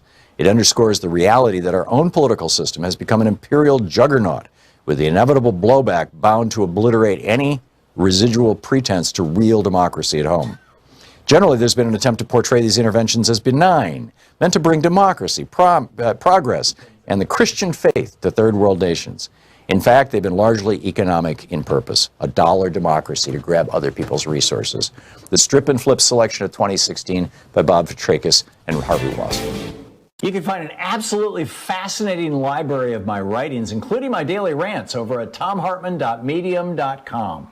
In our special video over at thomhartmann.com for supporters of our program, the one today is for anybody who has any connection, or for this week, anybody who has any connection with the military or anybody in the military who might still think that Donald Trump is a good guy.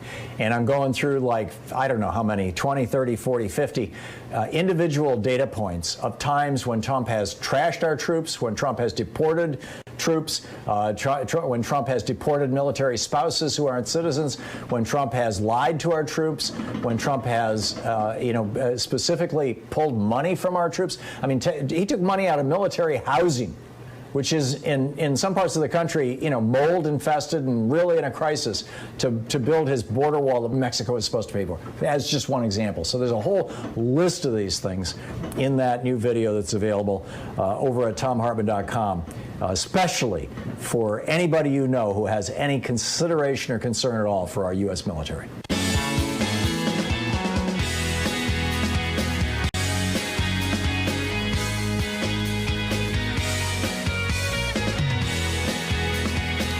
Welcome back. Thom Hartmann here with you. Just a couple of things real quickly that I wanted to share with you. Number one, I mentioned the second police officer has committed suicide who responded to the Capitol. Apparently, some of these officers were extraordinarily badly injured. David Edwards, writing over at Raw Story, I'm sorry. Raw Story's headline and their article are completely different things. So that doesn't do any good. Well, anyhow, the police officer, one police officer is going to lose an eye. Several others have suffered brain damage. We do know that, from football players, that one of the results of traumatic head injury is that people start to experience severe depression. It's a very, very common side effect. And it's one of the reasons that there are high suicide rates among former football players, as well as police officers and other people who bang their heads a lot. Apparently, these fascists who stormed the Capitol, these Trump supporters, were just pounding on these police officers, on their heads in particular, when possible. So there's that. And then secondly, the Department of Homeland Security just minutes ago issued a national terrorism alert, warning. This is from by Rachel Levy in the Wall Street Journal. It was published at 1:08 Eastern Time, which is about an hour and a half ago. The Department of Homeland Security issued a national terrorism alert warning that violent domestic extremists could attack in the coming weeks, emboldened by the January 6th riot at the U.S. Capitol. The Department of Homeland Security, in an alert issued Wednesday, said violent extremists opposed to the government and opposed to the presidential transition, quote, could continue to mobilize to incite or commit violence. The DHS release was part of a public alert called the National Terrorism Advisory System Bulletin. This is their first bulletin in about a year. The last time was in January 2020, warning that Iran might be doing cyber attacks on the United States, which, sure enough, it looks like happened. So here we are. What a mess. Anyhow, let's pick up your phone calls. Mark in Philadelphia. Hey, Mark, what's on your mind? Hey, Tom, how you doing? It's very disgusting what's going on. And I really wanted to direct this to Congressman Pocan, but I don't understand when we talk about this Constitution, and I hope they do this in the impeachment trial. What about the preamble? Before you get any amendment, any constitutional right, we have a preamble that is a legal document that defines the goals and interprets the laws of another legal document. And that preamble says that our elected officials under oath are to establish justice and ensure domestic tranquility and provide for the common defense and promote the general welfare. But they say you can't impeach him. It's not constitutional. Well, guess what? Establishing justice is constitutional, and you swore an oath to it, ensuring our domestic tranquility. You're attacking our government. There's nothing tranquil about that. And if you're a Republican that doesn't read your own preamble, a legal document that defines your goals and ambitions of the Constitution, you shouldn't be a senator. And they should use this preamble every chance they get, even with the Second Amendment, because guns on the street do not ensure domestic tranquility, and it doesn't provide for any. It's a profiting tool for Republicans. And if they use this preamble more to interpret their own laws, they would know Donald Trump needs justice because he didn't ensure domestic tranquility. He provided no common defense. Nobody's general welfare was taken care of. He killed people. If anything's impeachable, it's his behavior, his aiders, his abettors, his followers. They violated the preamble. More so than the Constitution, the preamble that tells them how to interpret the Constitution. And the Supreme Court should use the preamble more. It tells you how to interpret our laws. This guy needs justice, and it's there in black and white, Tom. I learned it in 10th grade. Yeah, I'm with you, Mark, and that was a brilliant rant. That was an absolutely brilliant rant, and I hope you reduce it to writing somewhere. It's been a couple of years since I've done a rant like that on the preamble, but it's one of my favorite rants. In fact, I open, or the second chapter of my book, Unequal Protection, does a deep dive into the preamble and the 7 guarantees, essentially, of the preamble. I am totally with you, and thank you so much for saying it. Somebody needed to say that, and Mark just said it brilliantly. Lisa in Herbert City, Utah. Hey, Lisa, what's on your mind? Hi, Tom. An earlier caller said that there should be a law that presidents should produce their tax returns in order to run for office. Well, I would go further. I would say that presidential candidates need to be able to pass a security clearance because all federal employees with access to classified information need to do that. And I might add that even senators and congresspeople, before they can run for office, should be able to pass the security clearance. Lisa, in principle, I agree with you. The fact that Donald Trump has all these foreign entanglements before he came into the White House, that he was already in bed with multiple dictatorships around the world where there were Trump towers, that he was negotiating with the Russian government to create a Trump tower in Moscow up to the day of the election. This is explosive stuff and made Donald Trump a massive security threat to the United States for the full 4 years he was in there, and God only knows how much damage he did to our national security. I agree with you in principle. Here's the problem. Because I have been, let's say, on the periphery of security checks myself in the past, and the process of doing a security check is not transparent. You have no idea when in my, well, I don't want to get into my details on this, but some work I did as a government contractor years ago. But the point is that when you go through one of these processes, you don't know what they're looking into. You don't know who they're talking to. You don't know where they're getting their information. And you don't know what their criteria is to decide whether they're going to let you come into, in my case, it was the offices of the National Security Agency. You don't know if that, you just don't know any of that. And because it's such a non-transparent process, which it has to be, you then find yourself in a situation where, let's say Donald Trump is president, and Bernie Sanders decides he wants to run for president, And Donald Trump is in charge of the agencies, the police agencies, through the Department of Justice, the FBI that carries out the security checks.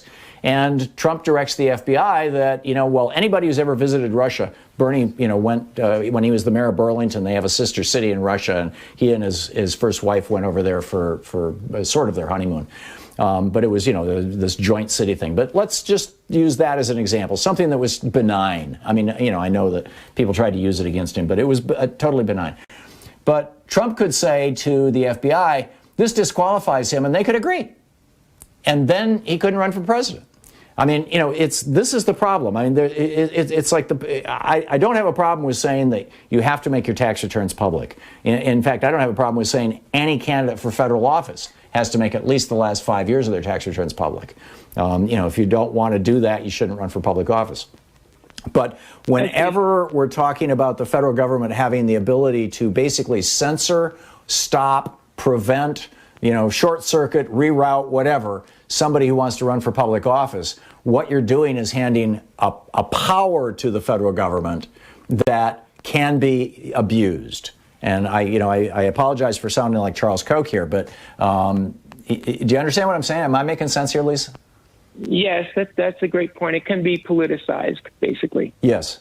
Yeah, you said it took me a minute and a half to say it, and you said it in one sentence. Perfect. Lisa, thank you so much. It's great to hear from you. I appreciate it. Tim in Fort Lauderdale. Hey, Tim, we got about a minute. You got a quick one? Just a statement that Trump put out about how he was going to continue to carry out his agenda for the Trump administration, that he established this office.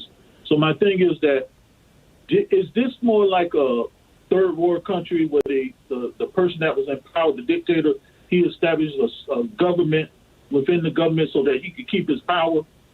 Because it seems like this is what I'm looking at. He's no longer the president. Why is he opening up an office saying that he's going to continue as the president? Right, and Melania just announced she's opening up a Be Best office too. Tim, I'm guessing that Donald Trump wants to continue to be, and is, by the way, 80% of the Republican electorate. It's a way of keeping the insurrection going. I agree. I completely agree. And a way of maintaining his position as a serious political player so he can start fundraising again because he's desperately in need of cash. You're listening to Thom Hartmann. Visit ThomHartmann.com for audio and video archives. Let's not forget, Jared Kushner set up a shell company with Donald Trump, and over $600 million of the $1 billion he raised for his campaign went into that company.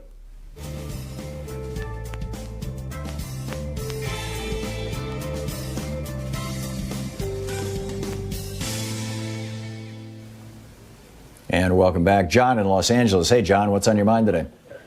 Hey, how you doing there, Tom? Listen, man, I wanted to present this to Mr. Pocan, but, instead of dissecting, analyzing a Jefferson Davis imposed filibuster, it has nothing to do with the Constitution.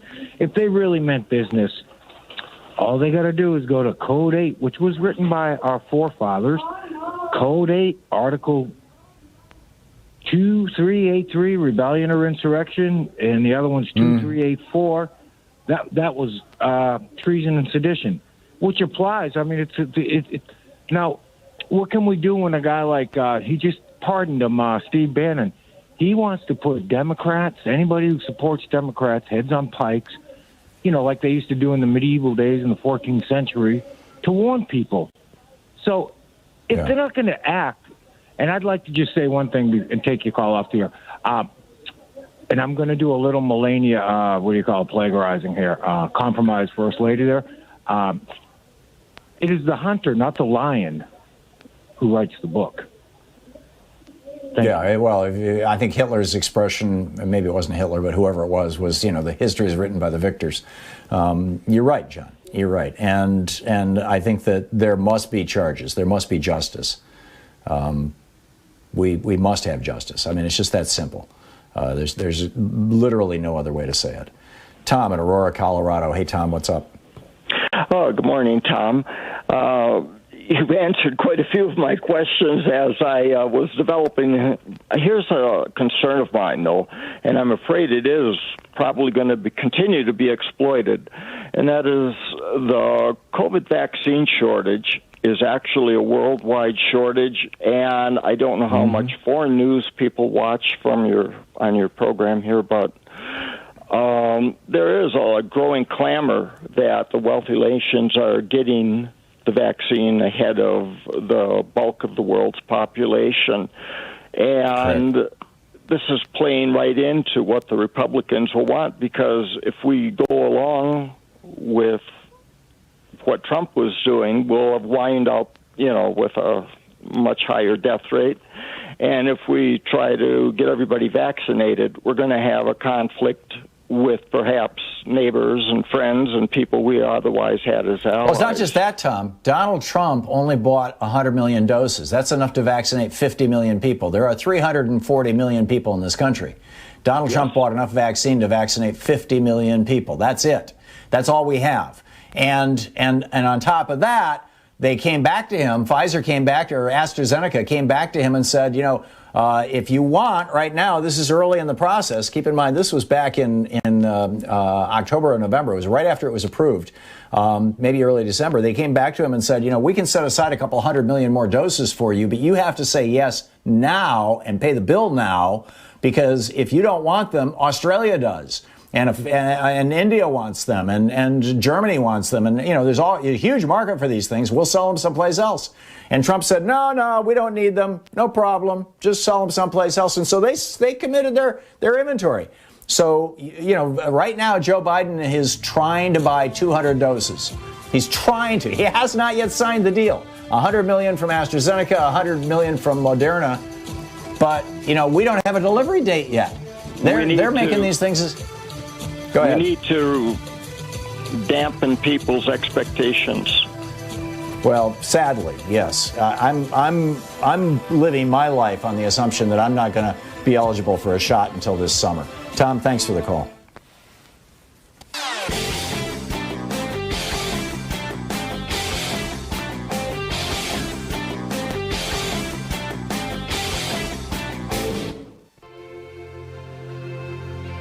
On the Science Revolution, Dr. Justin A. Frank is here on the psychology of mob mentality and violence. What propels a mob? Dr. Sam Metz, a member of Mad as Hell Doctors, drops by on the need for federal legislation to allow individual states to create true statewide universal health care plans, especially single-payer plans. Plus, in Geeky Science, I've discovered how 11 minutes can save the quality of your life. Tune into the Science Revolution wherever fine podcasts are available.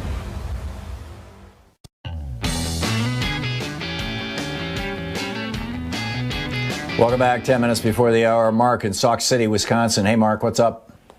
Hey there. Well, I can't help but think that the Republicans have our country confused with the Confederate States of America in the preamble to their Constitution, which neither provides for the common defense or promoting the general welfare. And it's each state acting in its own sovereign and independent character. That rather than to form a more perfect union, that, and of course, the Confederate, that it's. I don't want to belabor people by reading the whole text. I mean that unless you want me to, and go ahead and. Well, if it's just a sentence or three, fine. If it's it is. Yeah, it's okay. We Go the for people it. of the. I'm curious. We the people of the Confederate States, each state acting in its own sovereign, independent character, in order to form a permanent government, establish justice, ensure domestic tranquility, and secure the blessings of liberty to ourselves and our posterity, invoking the favor and guidance of Almighty God to ordain and establish this Constitution for the Confederate States of America. Well, it leaves out both. They took out general welfare. And providing for the common defense, and actually performing and actually talking about the more sovereign states, collection rather than a more perfect union. Right. They were trying to go back to the Articles of Confederacy pre-1787. We were governed for half a dozen years or so by a document. Right. Yeah, the Articles of Confederation. We had 3 different presidents under it before George Washington.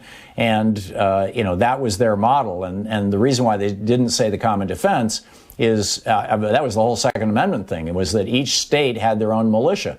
And these states wanted to maintain their militias because at least in most of those southern states, those state militias were also the state slave patrol, which is why the Second Amendment says for the assistance or whatever the phrase is of a free state, not of a free nation. James Madison had to change that language to accommodate. I believe it was Patrick Henry, the other representative from Virginia, or another representative from Virginia at the Constitutional Convention. Or actually, it was crafted a little later than the Constitutional Convention, but point made. Mark, thank you. Thank you. That's brilliant. I didn't know that, and I appreciate that. Thank you. Thank you so much. Also from Wisconsin, Augie. Hey, Augie in Windsor, Wisconsin. What's on your mind today? Long-time listener, first-time caller. Originally wanted to talk to my congressman, but what I have to say goes into what you started the hour with, and that is about evidence that will come out in the trial. What kind of evidence? And I think the Senate, Republican senators, they are afraid of a real trial. They don't want the American people to actually hear what's been going on. I mean, I watch progressives. I mean, I follow progressive radio, progressive TV, but I watch a lot of Fox. Fox is scary, and they've gotten really scary after November 3rd, and they're still scary right now.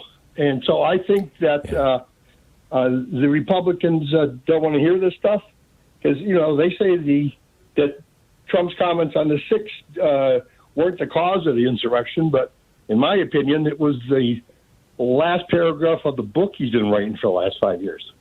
And the trial will actually educate the American public because there was no trial before. There was a vote. Yeah. I'm with you, Augie. And, Louise and I check out Fox News fairly regularly just to see what's going on over there. And one of the things that's astonishing to me is not so much what's on Fox News, although some of that is, curl your toenails, but it's that what's missing from Fox News, what they don't cover, what they don't tell people. And I am guessing that a lot of these Republican senators who get all their news from Fox News. I mean, this is like an article of faith among Republican elected officials, is you don't watch MSNBC, you don't watch CNN because that's fake news. You watch Fox News to find out what's really going on. And Rupert Murdoch and his son have basically made sure that a large chunk of the American electorate, probably a third of Americans who get their news from Fox News and right-wing hate radio, literally don't know the details of what happened on January 6th, don't know the complicity, don't know how serious it was. They're just uninformed. And they also don't know that Joe Biden actually won the election by 7 million votes and won the Electoral College 306 to 2, whatever it was, 280, I think. And they're believing these lies that are being peddled by people like Ted Cruz and Josh Hawley and Jim Jordan and Matt Gaetz and all these guys. And they're continuing. And these guys are continuing to pump these lies out literally every day. And they're doing it on Fox News. Yeah, I was 23 years old during the Watergate Senate trial hearings.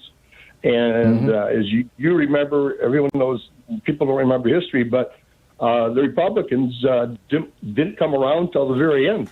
And they're the ones who marched up and talked to Nixon and had him resign. But that was when we had shared media. ABC, NBC, and CBS were all carrying the same, explosive revelations. Fox News is ignoring large parts of what actually is going on in the news cycle every single day. And so I agree with you. I think that the Senate trial will be an opportunity not just to educate Americans, because there's a lot of Americans who need, but to educate these Republican senators who've been getting all their news from Fox and therefore are suffering from, it's like these food deserts. This is a news desert, right? You can't get nourishment there. You can only get Twinkies. Augie, good one. Very good one. Thank you very much for the call and for pointing that out, because it's something that we all need to be attending to. Wow.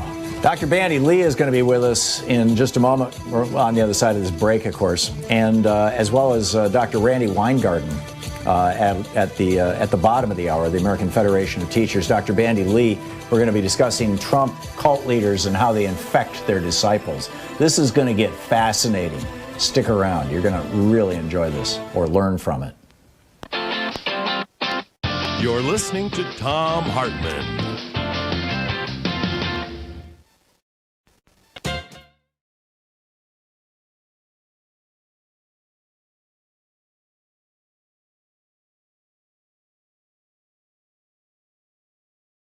Thom Hartmann Program. They are CB Distillery. CBD for sleeping.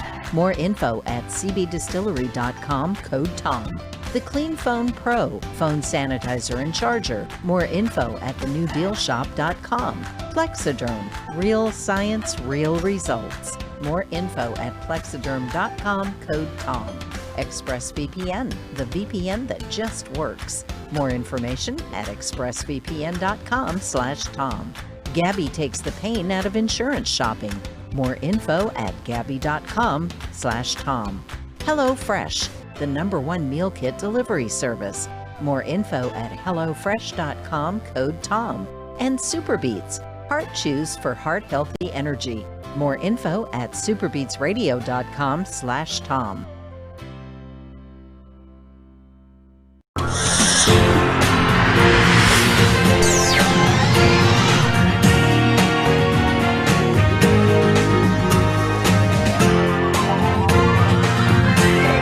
We say fight back!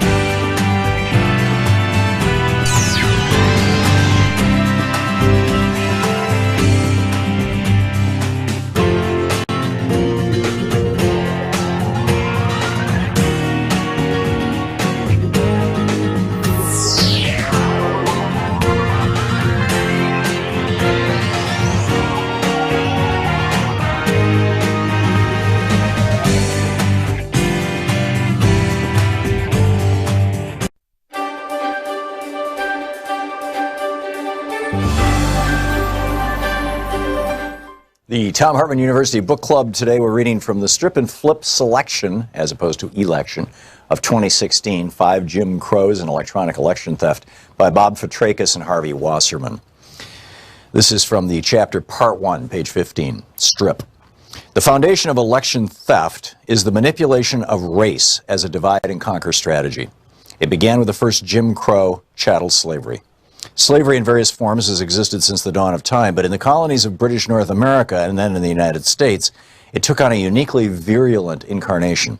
Chattel slavery was, of course, a horrific, brutal labor system designed primarily in the American South to power a network of plantations that produced cotton, tobacco, indigo, rice, and other hot weather crops that could be grown in large fields. But it had a larger purpose here. Our peculiar institution, how the founders referred to slavery, was meant to divide black laborers from white in a caste system that would guarantee that they would never unite in rebellion. As we'll see, this originated with the infamous Bacon's Rebellion of 1675 in Virginia, in which indentured servants of both races joined forces. Plantation owners vowed to make sure that that never happened again. When the United States became an independent country, plantation owners also vowed to secure political benefits from their slaves. Thus, they wrote into the Constitution the 3/5 clause that gave slave owners additional representation for their slaves, even though those slaves could not vote. That additional vote count guaranteed that every president from Jefferson to Lincoln either owned slaves or his vice president did, and that the Congress was strongly controlled by slave owners right up to the outbreak of the Civil War. After the Civil War, with formal slavery abolished, a Jim Crow system of racial segregation overtook the South.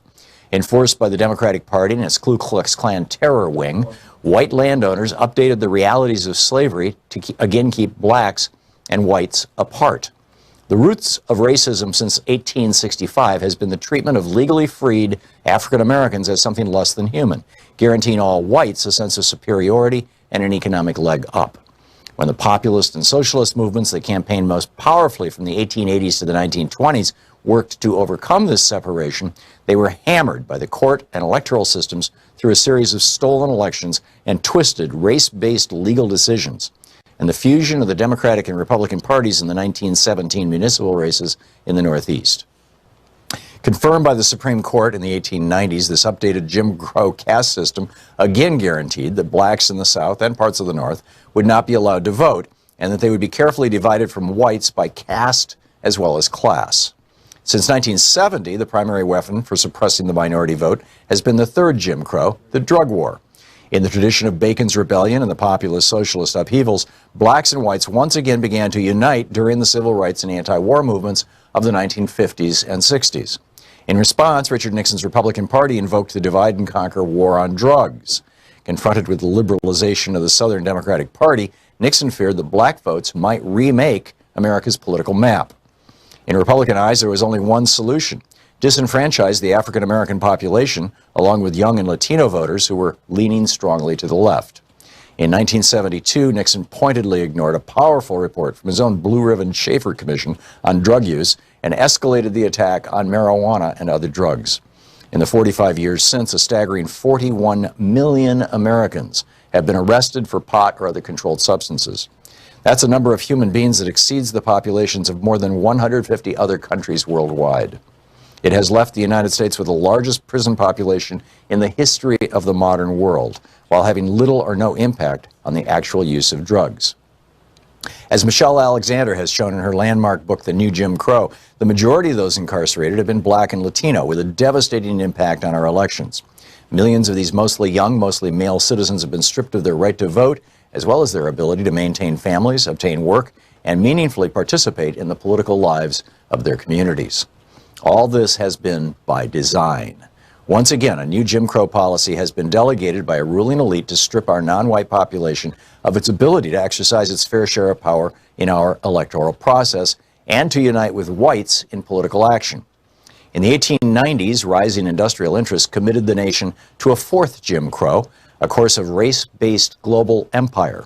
The U.S. already had a history of foreign intervention, dating to Thomas Jefferson's 1803 use of our fledgling Navy to fight pirates along the coast, the shores of Tripoli, of what's now called Libya. That was followed by the conquest of the North American continent with genocidal warfare used against the indigenous peoples who had lived here for 20,000 years. By the 1890s, when the frontier consumed, America's giant corporations began to expand overseas. They started with Hawaii, a constitutional monarchy, and then pushed into Cuba, Puerto Rico, Guam, the Philippines, and beyond. And in all cases, these interventions involved the white-ruled U.S. interfering with the political systems of non-white countries. In discussing this fourth Jim Crow, we include an extensive, though not complete, list of these interventions. It underscores the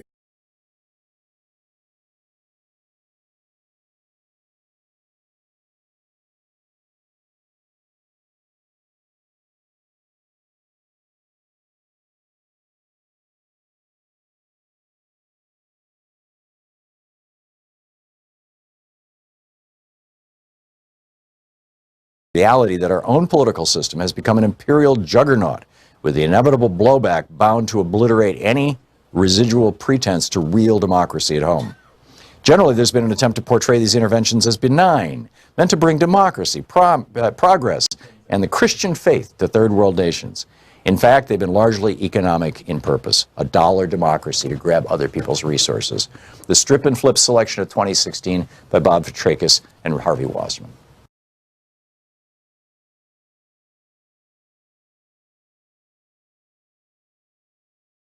School co-founder.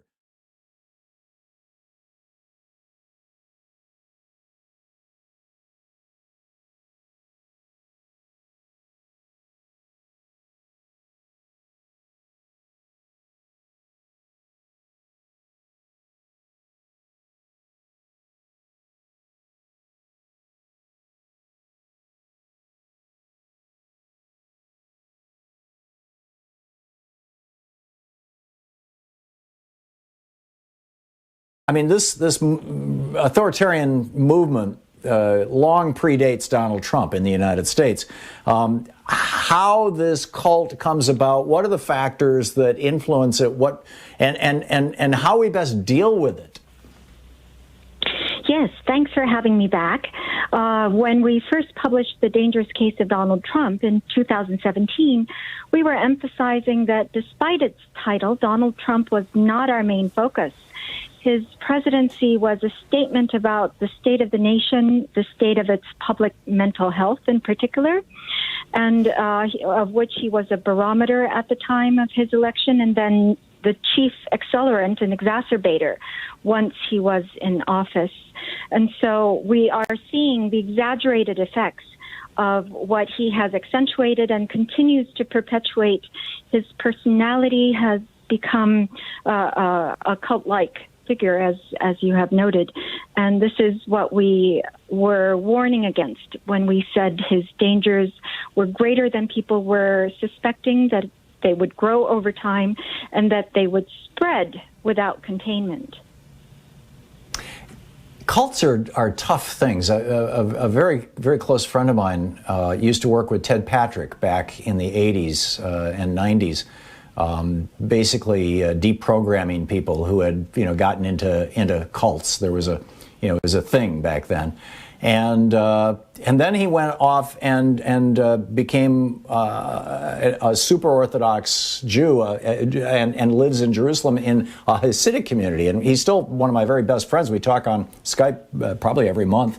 And I once asked him, I said, did you trade, because he started in a cult, then he got in with Ted and was deprogramming people, and now he's, in this religious group. And I said, did you trade in one cult for another? And he said, well, there is this thing about being a member of a group, and having other people have your back and having a shared worldview and that's real and that may or may not be toxic depending on the circumstances. What are your thoughts on all that? How do we deal with, not on religious, whatever you want to call that, but how we deprogram people, or how we move them from a toxic cult into a relatively non-toxic cult, like, being a patriotic American? Yes, that's right. These are real human needs that have been exploited and accentuated because of the conditions that have given rise to their distortion in the first place. And so I think you had noted the new book that I have out, Profile of a Nation, Trump's Mind, America's Soul. I had urgently written it over the summer, first to warn the nation that the election was not going to be the end, and secondly, that he was not likely to be removed very easily. That is because we really have to understand the dynamics, not just of Donald Trump, but of his supporters and the nation as a whole, to be able to solve this problem. And it's better that we think of it as an ecology, since, as you see, we don't have the typical conditions of a cult where people are isolated and a dangerous personality is misleading them and brainwashing them, but rather it's happening nationwide when we have freedom of speech and openness with respect to information. And how does this occur? It occurs mainly through kind of psychological manipulation, and we have to recognize the fact that what we're seeing in a vast portion of the American population is not healthy, rational, and well-informed decision-making, but rather the pattern of what happens in cults or in abusive relationships, where people are cut off from information sources, from access to expertise, and they are insulated from real news sources and led to believing disinformation and fake news as real. And much of this is through psychological techniques. And we have to recognize that this is happening and that we're not really seeing the expressed will of truly healthy thinking. Dr. Lee, my sincere apologies. I did not realize you had a new book out, and I'm so pleased to hear that you do. I'm really looking forward to reading it. Profile of a Nation is the title. Is there a website for it? Yes, you can look it up on my website itself. I have a new website, which is bandylee.com, BANDYLEE.com. And yes, it was published through my organization because we had no time to get a publisher. And as you may or may not know, mental health experts have been excluded largely from the media on speaking about this quite systematically. And so I do appreciate your having me on. It's my pleasure. That is in itself a symptom of what is happening. Yeah, I agree. And in the roughly 2.5 minutes we have left before we hit a hard break that I can't control, you said one of the characteristics of a cult is that it cuts people off from information. Just in the last hour, I was talking with a listener who spends a lot of time watching Fox News, and he was pointing out, and I've noticed this too, that there are large chunks of reality that Fox News just doesn't even cover. They, with regard to Donald Trump and this crisis on January 6th, how do you break through? What should America be doing? What should we all be doing to deal with this cult/mental health crisis that, frankly, it has become widespread in the Republican Party? 80% approval of Donald Trump right now. Yes. So you're correct to identify it as a mental health emergency. In fact, I would say it is the number one emergency of our time. The mental health pandemic is far more harmful and destructive than even the viral pandemic that we're suffering through. So I outlined three steps to improving this, and the cult-like behavior is actually only the tip of the iceberg. And so the first step is to remove the offending agent, which was Donald Trump and his influence. In other words, having a severely symptomatic person, a mentally impaired person in a position of influence was largely responsible for spreading the symptoms. And so his removal from the social media, for example, showed a vast decrease in his influence, and also in terms of the spread of fixed false beliefs that we have seen among his followers. But that is not enough. We have to set limits, firm boundaries, which includes conviction, prosecution, and truly bringing the whole party back to reality as to what is lawful and unlawful, and what is right and wrong, and also what is healthy versus mentally compromised.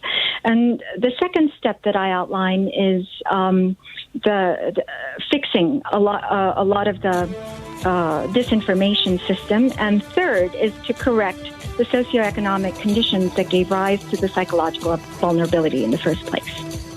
Brilliant. I am looking forward to Profile of a Nation at Bandy Lee, BANDYLEE.com.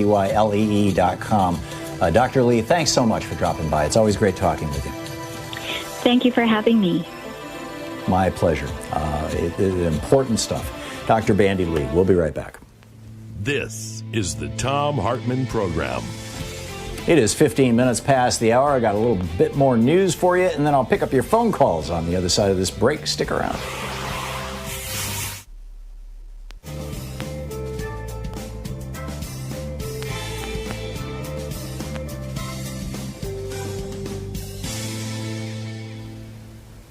And welcome back.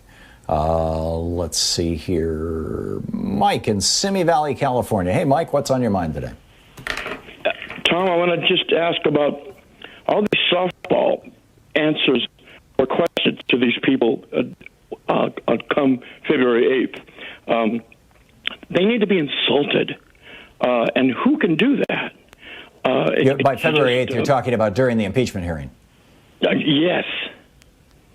I mean, they have to be told, they're stupid. Who can do that? Because it's so obvious after what happened in the Capitol, and at the same time you see this guy up there talking, yelling, and saying, "Let's go down to the Capitol." It just takes somebody to say, "Come on, get with it." You listen to Nikki Haley the other night and saying, "Give the guy a break." I mean, some of these people are stupid, and it just takes somebody to lay it on them. What do you think? Yeah. I don't disagree, Mike, and I think the fact that it's going to be members of the House of Representatives who don't have to work side by side with senators in the future because they're a separate body making the presentation will be much more powerful than if Senate Democrats were making the presentation to their colleagues. So, number one, the format of it, I think, is set up to produce a positive outcome, as it were, a good thing. But beyond that, as Dr. Bandy Lee was talking about, and we were talking about in the last hour, this has to be a platform. It's going to be carried wall to wall on all the networks, including Fox, I'm sure. And so therefore, it has to be a platform for America in general and Republicans in particular to be educated about the things that Fox News has been withholding from them. And that, frankly, some of the other right-wing networks and right-wing hate radio has been lying to them about. And Fox News to some extent as well, although a lot of Fox's lies are lies of omission rather than commission. But yeah, I am totally with you, Mike, and I think that calling them out and getting all over it, important stuff. Mike, thank you for the call. Alfredo in Mountain View, California. Hey, Alfredo, what's up? Hi, Tom. I do appreciate you taking my calls. I wanted to ask you, former intelligence operative John Kiriakou, I was listening to him about a week ago, and he was explaining that the process for pardoning requires a process that President Trump bypassed. And so my question to you is, since he bypassed this process of pardoning, are these pardons illegal? And can President Biden also undo pardons, because these were done as executive orders? Could he do an executive order to undo these pardons? And I'll take my answers off the phone. Thank you. Sure. Yeah, Alfredo, the pardon power is pretty much absolute. It's in the Constitution. The Constitution doesn't specify a process, and neither does law, to the best of my knowledge. This has simply been policy passed down from administration to administration. So when Trump went around the policy, he did not break the law, and he did not violate the Constitution. If he sold pardons, that is a crime. That doesn't mean that the pardons themselves get nullified. I don't see any way to nullify the pardons. But if he was selling pardons, and we know several of the people in his circle were selling access to him to get pardons. But if he was selling pardons, then, we've got a whole new federal crime here. But again, I'm guessing that he pardoned himself and his family, and he simply never made those pardons public. We'll be right back. It's 20 minutes past the hour. We'll be back in 1 minute.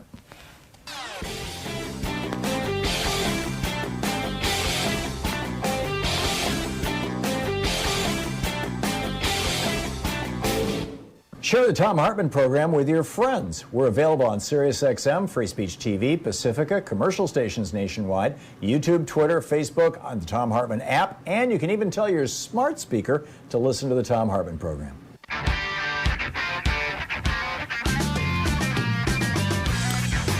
Welcome back. Thom Hartmann here with you. And Jeff in Santa Fe, New Mexico. Hey, Jeff, thanks for listening to KTRC AM 1260. What's up? Yeah, hi, Tom. I just was thinking about the siege of the Capitol, the storming of the Capitol. I think the better analogy would be the burning of the Reichstag rather than Kristallnacht. And Kristallnacht happened when the Germans were in, Hitler was in full power. And it was 5 years after the attempted burning of the Reichstag. He took power the day after, I believe, the burning of the Reichstag. So to me, that analogy. But the reason I'm using Kristallnacht, and I'll let you rebut me here when we're done. Okay. But the reason I chose Kristallnacht rather than the burning of the Reichstag, first of all, I wrote a book, We the People, that's based on the Reichstag fire and how 9/11 is kind of an analog. It was used to pass our equivalent of the enabling laws, which was the Patriot Act. But the Reichstag fire. Marius van der Lubbe was the 22-year-old, I think he was, Dutch, mentally ill apparently, Dutch young man who, according to some sources, the Nazis led through the corridors underneath from the office building into the Parliament building, the Reichstag, where he set on fire these giant tapestries that they had hanging in the walls that caught the building on fire. But but it was sold to the German people. Everybody understood for at least a decade that this was an external force. In other words, this was a communist agitator from another country coming in and burning our Parliament building, and therefore we've got to react. The Kristallnacht was when the Nazis decided we're going to come out. It was the coming out party for the Nazis.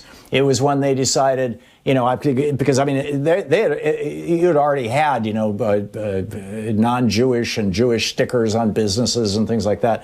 But Kristallnacht was when they came out and they said, okay, we're going to proclaim our power. We're going to terrorize these people. And I would say that what happened on January 6th, had it been successful, would have been that. reply.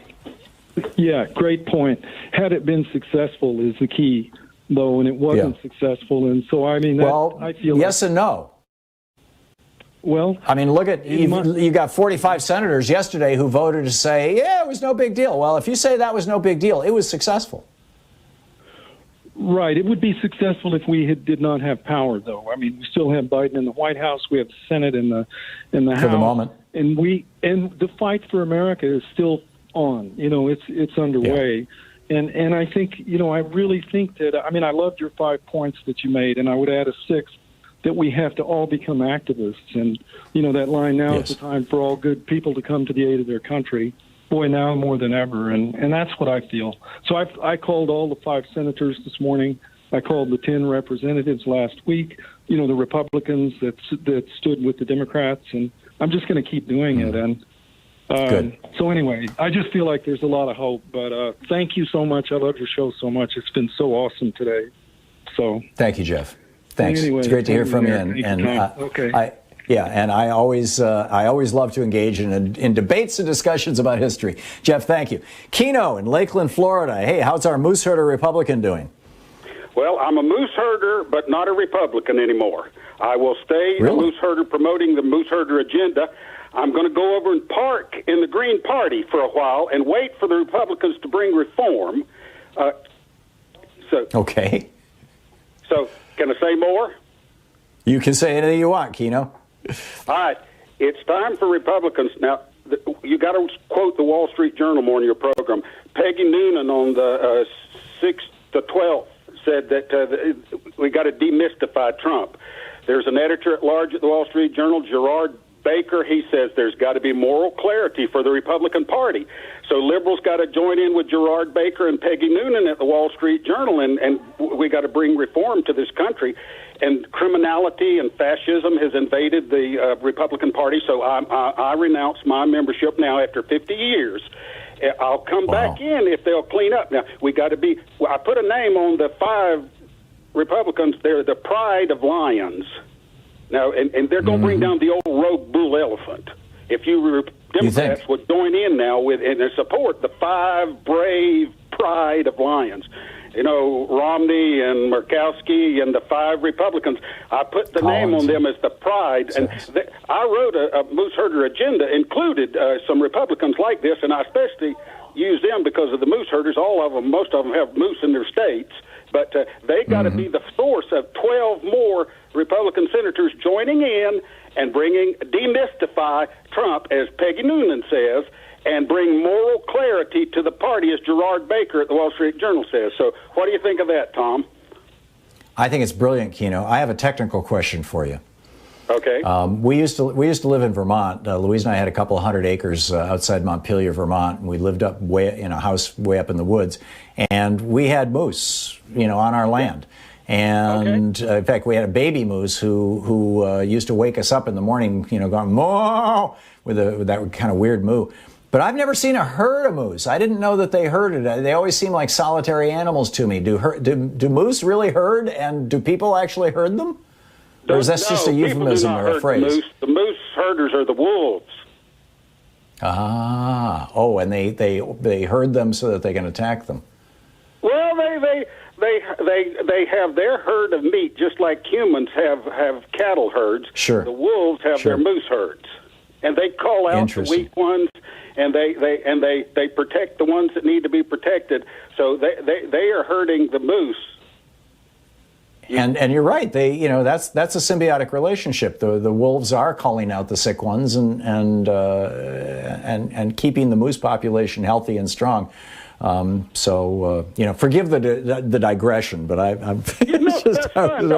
moose herders need publicity now on your program, and these are the brave Republicans, the 12 other Republicans that are going to join with the 5 to make the 17 to make this country great again. There you go. Keno, do you have a website? No, I don't have a computer. Don't you know how dangerous that is, Tom? You're absolutely right. Keno, thanks a lot for the call. It's always nice to hear from you. We'll be back. You're listening to the Thom Hartmann Program. Call 202-808-9925. Coming up on 28 minutes past the hour, it's the Thom Hartmann Program, the place where despair is not an option. Back with your calls on the other side of this break.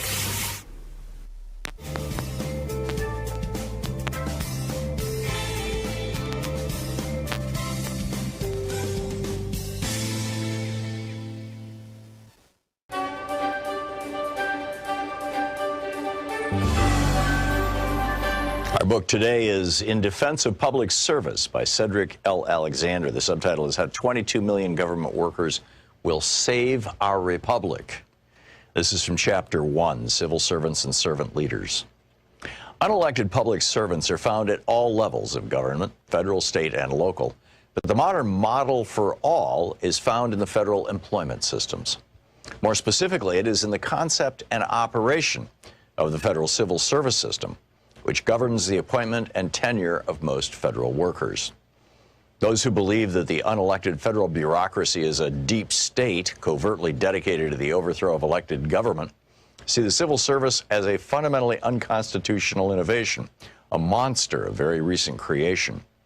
Such demonizing mythology aside, the truth is that the origin of the unelected government is found in the Constitution, under Section 2 of Article 2. The article defines the powers of the executive branch, and the second paragraph of its Section 2 assigns to the President the power to, quote, nominate and by and with the advice and consent of the Senate, to appoint ambassadors, other public ministers and consuls, judges of the Supreme Court, and all other officers of the United States, whose appointments are not herein otherwise provided for, and which shall be established by law. End quote. Thus, the President has the power to make all appointments not otherwise provided for in the Constitution. These are subject to the Senate's advice and consent unless Congress, by law, vests the appointment of such inferior officers as they may think proper in the President alone, in the courts of law, or in the heads of departments. End quote. In other words, the unelected government, which I have called the fourth branch, is rooted in the Constitution through the powers that it grants either to the President or to Congress. In turn, Congress may grant the President, the courts, or heads of departments the power to hire unelected public servants. In all cases, however, the creation of the unelected government flows from the Constitution, the supreme authority and originating law of the nation. The framers of the Constitution recognized that the elected government of our republic was not in itself sufficient to govern us. It cannot alone get government done. It does not alone possess all the expertise necessary to lead, let alone manage, so vast an enterprise as a nation. If this was true in the late 18th century, it's even truer in the 21st century geopolitical and technological environment that is far more complex, and that therefore requires a cadre of professionals possessing a wide variety of specialized skills, training, education, and experience. The Constitution does not call these appointments and hires a fourth branch, but that is what the federal service and other government workers constitute. De jure, in law, there is no fourth branch of U.S. government, yet it unquestionably exists de facto, in practice, in reality, in fact. Does the fourth branch compete with the three constitutionally established branches? No. It coexists with them, as provided for in Section 2 of Article 2 of the Constitution itself. Those three constitutional branches are absolutely necessary to our republic, but they are not sufficient to it, as the framers acknowledged. Moreover, as I've already observed, for most people, most of the time, and in most situations, it is the member of the fourth branch who are, practically speaking, the government. They are the doers. They implement the policies created and interpreted by the three constitutional branches. What is more, although they do not decide or decree policy, they often influence it, not covertly, but by intention and design. The Constitution assigns the Senate the roles of advising on and consenting to most major presidential appointments, but members of the fourth branch do far more advising on a daily basis when it comes to providing the subject matter expertise and feedback necessary to formulate and modify policy decisions. As it turned out, following the coming into effect of the Constitution in 1789, the President, the chief executive, that is, the elected official responsible for faithfully executing the laws, directly or indirectly appointed the unelected personnel whom he deemed necessary to execute government. Most of the agencies in which personnel of the unelected government served were created by the executive branch under Article 2. And for a full 170 years after the Constitution was ratified, the president had the unquestioned authority to appoint and to terminate what were, in effect, employees of his branch, the executive branch. Indeed, in 1789, Congress explicitly voted, by a narrow margin, that it had no authority of approval or disapproval of presidential decisions to terminate appointees. Only those few public positions that were independent of the executive branch, which today are known as independent agencies, were not subject to presidential appointment or termination. In 1829, Andrew Jackson took office as the 7th president of the United States. He was regarded as the apostle of the rights of the common man, and he made it clear that he intended to usher in an area of a more highly participatory democracy. During his 2 terms and under his influence, many states substantially extended the still males-only franchise by dropping property requirements from the ballot, and Johnson waged a mighty battle against the Second Bank of the United States in a successful effort to loosen credit and thereby free up sources for finance. In Defense of Public Service by Cedric Alexander.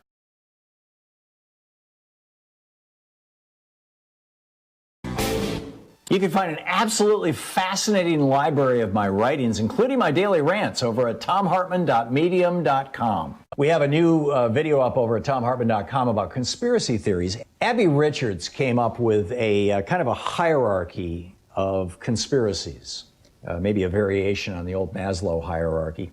And it goes from actual conspiracies to maybe this was a conspiracy, maybe not, we have questions, to this is kind of crazy stuff, but who knows, flying saucers, for example, to actual science denial, conspiracy theories that actually serve to promote the interests of a particular industry or wealthy individuals, to the totally crazy stuff, the flat earth, the reptilian overlords and all that kind of thing, conspiracy theories that can do tremendous damage. And, one of those being one of the conspiracy theories that, brought two Republicans into Congress this year. So anyhow, I lay the whole thing out with a new video for our supporters over at thomhartmann.com.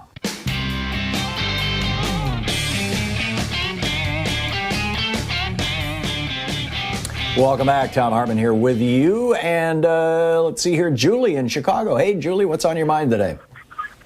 Hey, Tom. The question I have for you is, shouldn't the impeachment managers bring in like a constitutional scholar to educate the Senate Republicans that this process is constitutional, and maybe to discuss the precedent that was set how many years ago, and I forget the guy's name, but to educate them that it is constitutional to bring this process against Trump, even though he's no longer in office?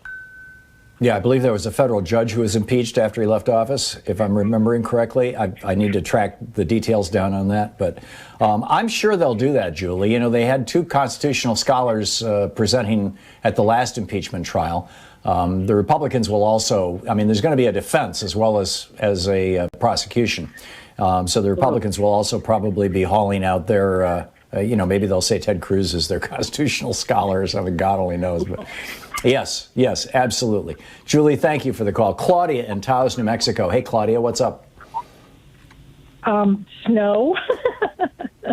Snow? Oh, yeah, we had snow here for about an hour yesterday. The weather's gone nuts. Well, I guess it's January, so you shouldn't be surprised. But anyhow, what's up? We've talked so much about the Republicans needing kind of a wake-up call, so this is sort of twofold. Number one, I know with cable television, a company or a broadcasting network can call itself news when it's not. And I'm hoping that we can somehow figure out a way to plug that hole in the dam. But the second thought was, I was listening to Robert Reich the other day, and he was talking about the fact that maybe when we do the vote on impeachment, that it be a secret ballot, because obviously there's some Republicans that are scared to death of going against Trump. Look what he's done to people. He's a bully. So I'm just wondering if that would maybe help the Republicans vote their conscience rather than their pocketbook or their position. Wow. I don't think that the Republicans who are still spouting the big lie of voter fraud basically have any conscience. I think it's gone. I think they have decided to trade in access to wealth and power for any kind of scruples, any kind of principles, and anything. And like Kino, the guy, he's a Republican who's been calling this show for a decade, and he's saying, "Okay, that's it. I'm out of the Republican Party." I can imagine my dad, if he was still alive, would be right there with Kino. And so even with a secret ballot, I suspect that it's going to be tough to convict this guy because they're so. There's two things here. Number one, they're so afraid of him because he's got 80% of the Republican base. So they're so afraid of him that they're afraid that it will leak out how they voted. I mean, eventually people are going to be able to figure it out. And then on the other side, they also so want to suck up to that fascist base, that neo-fascist base, this new fascist movement in the United States, in order to maintain power, and access to wealth, that, it probably wouldn't be a terrible thing to have a secret ballot, but I don't think that's going to be any kind of a magic bullet. I wish it was that simple. Claudia, thanks for the call. I mean, it's a good question. Doug in Chicago. Hey, Doug, what's on your mind? Yeah, hey, Tom, thanks for taking my call. I was curious, Sure. Can President Biden or his administration declare the entire Republican Party a domestic terrorist organization? No. First of all, there is no such thing as a domestic terrorist organization. We have no laws against domestic terrorism. We have laws against foreign terrorism, and they're fairly draconian. And we have laws against a lot of the crimes that are being committed. And there's I think, a fairly healthy debate going on right now. I realize Frank Figliuzzi, the FBI guy, former FBI guy, and Justice Department guy who is on MSNBC all the time, is saying, we need a law against domestic terrorism. And if it was crafted correctly and carefully and not easily amended and had lots and lots of constitutional guardrails, I would be, if I was in Congress, I might be inclined to vote for it. But that's typically not how things happen. I mean, when we got the Patriot Act, there was all kinds of crap buried in there that has come back to haunt us. And you can't declare somebody a domestic terrorist. What you can do is declare them a criminal. And B, just that whole nomenclature, that whole label is something that I think that we need to be very careful of. But I do think that Joe Biden is, in a fairly gentle way, but nonetheless with resolve, without wavering, is calling out some of the things that the Republican Party has done, particularly the failures. That Trump had no vaccine plan, for example. I mean, that's just jaw-dropping. No plan to distribute vaccines. That he only bought enough vaccine to vaccinate 50 million Americans, and there's 320 million of us. It's just like, and that he turned it down when there was an opportunity to buy more. I mean, just a lot of this stuff is just like, you have to scratch your head and wonder what the hell, is it that he hates America or Americans, or that he just wanted to go play golf? He didn't want to pay attention. In terms of terrorism, wanted the title. Yeah. Oh, I think so. And the money that came with it. I mean, keep in mind, Jared Kushner created, according to the news reports, Jared Kushner created a shell company that siphoned somewhere over $500 million, somewhere in the neighborhood of $500 million. I've seen numbers as low as $490 million and as high as $650 million. But let's say $500 million out of the $1.4 billion that Donald Trump raised for his reelection, got siphoned off into this, this shell company, and nobody knows where that money went, right? Did that money go into Donald Trump's pocket? Is that why he's not having to put Mar-a-Lago up for sale right now to satisfy his creditors? Because he's sitting on $600 million, or him and Jared split it? I mean, nobody knows. And I am hopeful that, we do a deep dive into this stuff, but there's a whole lot more here going on than meets the eye. Anyhow, well, I hope we get thank to the you. bottom of it. Yeah, I'm with you. Thank you for the call, Doug. Good to hear from you. Steve in Topanga, California. Hey, Steve, what's up? Hey, I keep thinking about what Paul from Woodinville, Washington said earlier in the week, and that, all these guys, the insurrectionists, should be prosecuted to the fullest extent. Some of them on a lower level we should make a plea deal with them and get them to talk. Now, I don't speak dog whistle that well, but these guys obviously do, and Trump speaks it fluently. They all understood, and to get them up on the stand, so to speak, and interpret what was told to them by Trump to do, I think would be beneficial to the country for the people that don't speak dog whistle. What do you think? Give me a specific. Well, there's all this code language that these insurrectionists understood that I didn't really understood. Some of these people that are charged are saying, well, Trump told me to do it. What did he specifically say? Spell it out to me in plain English so the Americans... He said, we're going to march to the Capitol. I'm going to go with you. Right, exactly. He said, you're not going to save your democracy by being weak. You've got to be tough. Right. People before him, Rudy Giuliani, I think, was calling it a battle. And that's what. How many times did they use the word fight? You have to fight. And so, right. I mean, he was inciting violence, and because it's not said in just plain English, it's not that it's not being said. And I think that what Paul said is that you give him a little bit of a pass, but make him testify. And I thought that was a very good point. Well, there are clearly, and this is coming out, that some of these right-wing organizations were clearly organizing what they believed was a coup, an attempt to overthrow the government of the United States, to assassinate the vice president, the speaker of the House, to take control of our government. And so you've got some big fish here. There are also a lot of little fish. There are people who just showed up and just kind of got swept along, And the little fish, sure, you offer them a plea deal and say, if you will turn on the big fish, we'll cut you a deal. I don't have a problem with that.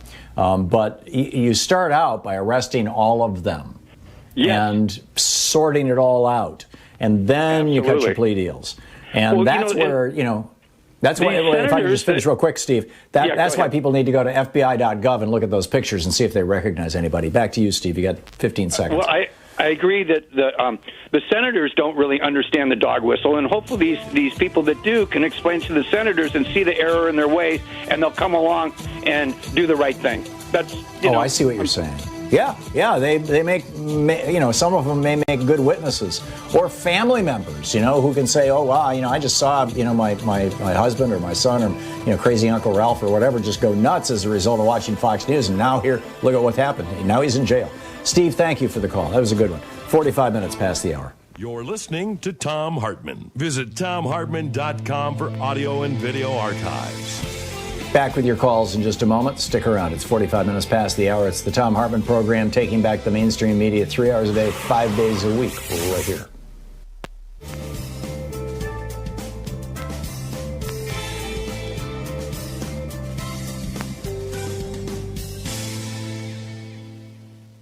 And welcome back.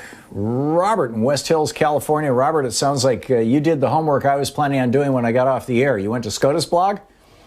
Yeah. Well, I listened to Glenn Kirshner last night, and he said that the Supreme Court did not have to throw out the emoluments case against Trump, because there's a principle set out by the Supreme Court itself that would have allowed the Supreme Court to decide the case instead of throwing it out as moot.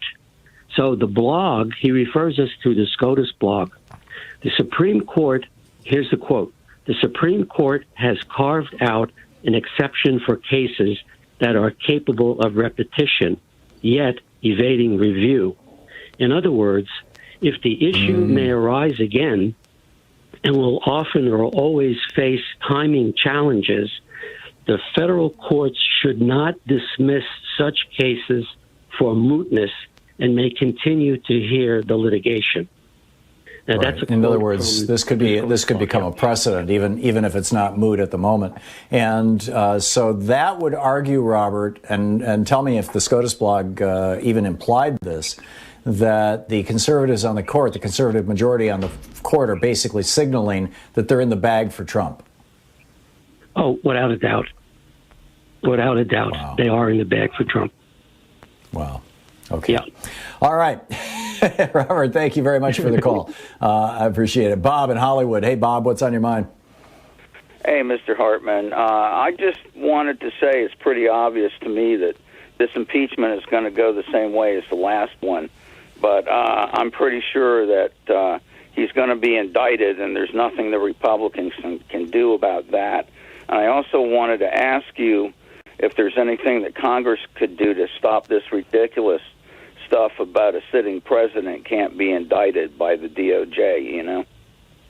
Yeah, well, Congress could pass a law overriding that, or, you know, Joe Biden could direct his Department of Justice to reevaluate it. You know, there are two memos. They are not law. They're simply policy. They came out of the Clinton and Nixon White Houses at the moment that Nixon and Clinton were both facing impeachment. And they're basically, you know, self-serving defenses of the presidency.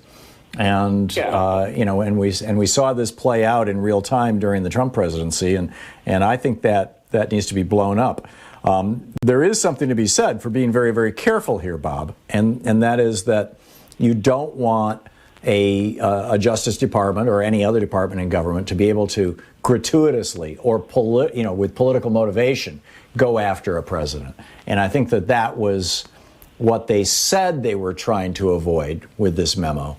But although the rationale that was given was that the president is so busy and has such great responsibilities that he can't appropriately respond to the inquiries that would be necessary, when in fact Donald Trump literally spent 1/3 of his entire presidency on his own golf courses. Right, and what's the vice president for anyway? You know, if he can't fill in for the president. Yeah, there you go. Absolutely. And plus, you know, there's this thing called delegation. It's why you have a cabinet. It's why you have government agencies. It's why you have executive branch agencies. Bob, thank you. That's a good one. Another important point to bring up. There's so much repair work that we need to do to put our Constitution, our country, our laws, our nation, our policies all back together so that we can have a functioning democratic republic, rather than ending up with a fascist, authoritarian strongman regime like Donald Trump tried to bring to us. We'll be right back.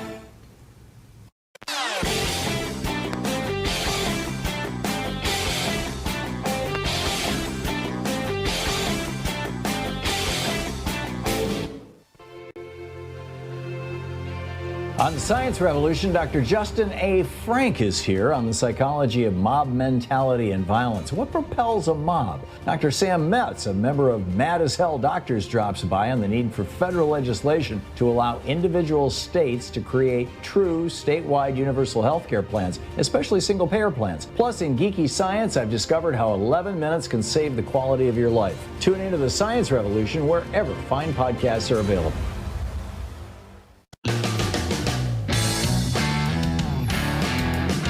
Welcome back to the Thom Hartmann Program. Just a heads up, next week, my latest book in the Hidden History series comes out. I think this is the 5th one, as I recall. It's the Hidden History of American Oligarchy, Reclaiming Our Democracy from the Ruling Class. And I'm going to be doing 3 virtual online book tour events over the next 2 weeks. The first will be next Tuesday at 5 p.m., February 2nd, next Tuesday, at powells.com. And all 3 of these you have to sign up for. So you go to the website and you sign up. There's links over at thomhartmann.com as well. But powells.com, and this, I'm going to be having a conversation with my old friend and just an absolutely brilliant writer, a scholar, a thinker, David Korten. He the author of When Corporations Rule the World, I think is his most famous book. I'm really looking forward to this. That will be next Tuesday at 5 p.m. Pacific time, which would be 8 p.m. Eastern time. And then David and I are going to revisit that on February 9th, a week from Tuesday, at 4 p.m. Pacific time, which is 7 p.m. Eastern time. With Books and Books, another bookstore. So we're going to be doing 2 bookstore events together, and both online. Both of them you have to sign up for to get into the Zoom call kind of thing. And then also next Thursday, on February 4th at 6 p.m. Pacific time or 9 p.m. Eastern time, I will be doing a solo virtual event with Town Hall Seattle. and very much looking forward to that too. Town Hall Seattle is a great venue.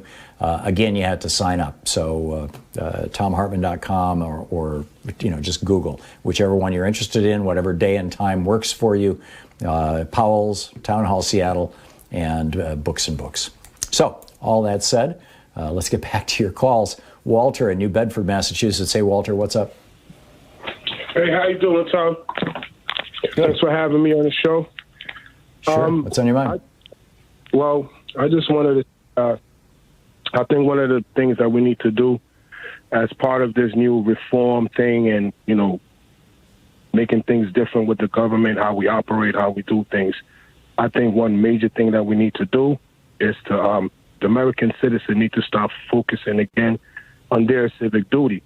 I recognize that part of the problem, with Trump, the Trumpers, citizens storming the Capitol, is because a lot of Americans, we genuinely are not politically astute with our own democracy. I think everybody looks at democracy as something that's supposed to give you freedom of speech, freedom of protection. It just basically democracy lets me do what I want. I'm free to do what I want, but nobody's acknowledging that part of the deal is you have to have your responsibility as a citizen. You have to show your responsibility. So I think even in the Constitution, it shows you that, because it says when the government is not acting right, when the laws and rules that we set up being abused, the people have the right to either change the laws or just to pick a new ruling system altogether to maintain democracy, because democracy is supposed to be about protecting everybody on the land, the people,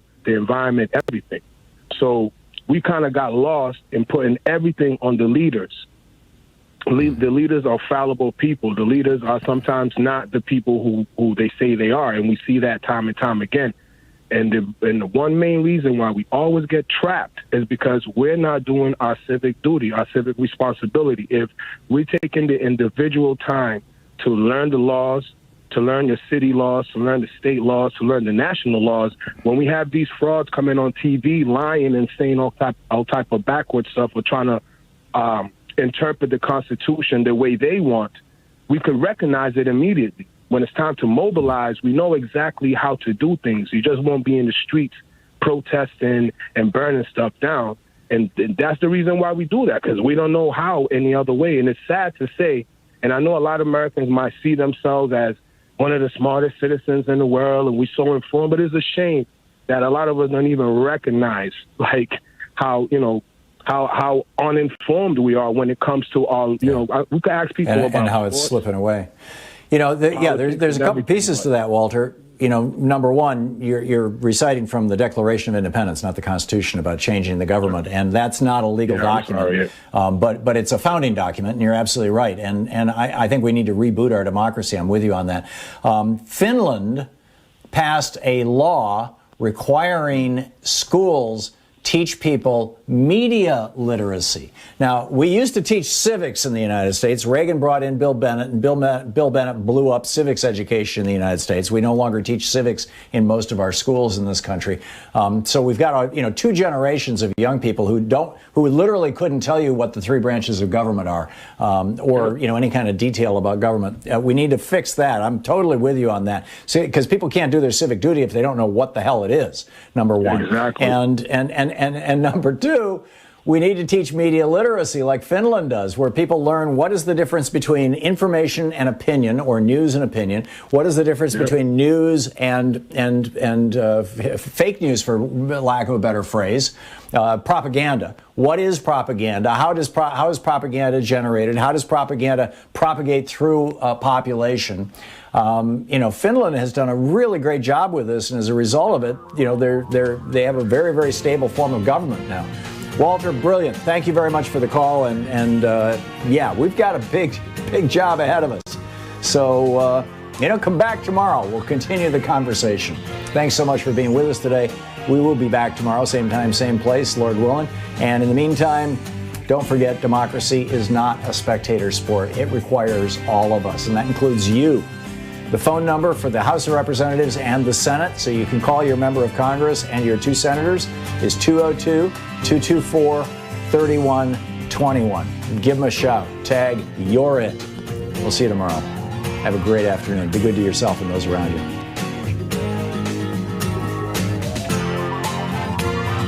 You've been listening to Thom Hartmann. For audio and video archives, visit thomhartmann.com.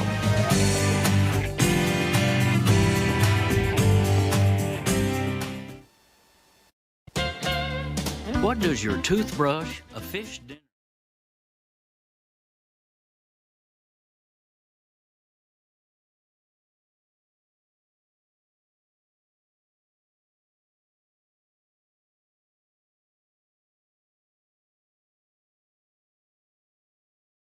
Hartmann Program. They are CB Distillery. CBD for sleeping. More info at cbdistillery.com, code TOM. The Clean Phone Pro, phone sanitizer and charger. More info at thenewdealshop.com. Plexiderm, real science, real results. More info at plexiderm.com, code TOM. ExpressVPN, the VPN that just works. More information at expressvpn.com/Tom. Gabby takes the pain out of insurance shopping. More info at gabby.com/Tom. HelloFresh, the #1 meal kit delivery service. More info at hellofresh.com, code TOM. And Superbeats, heart chews for heart healthy energy. More info at superbeatsradio.com/Tom.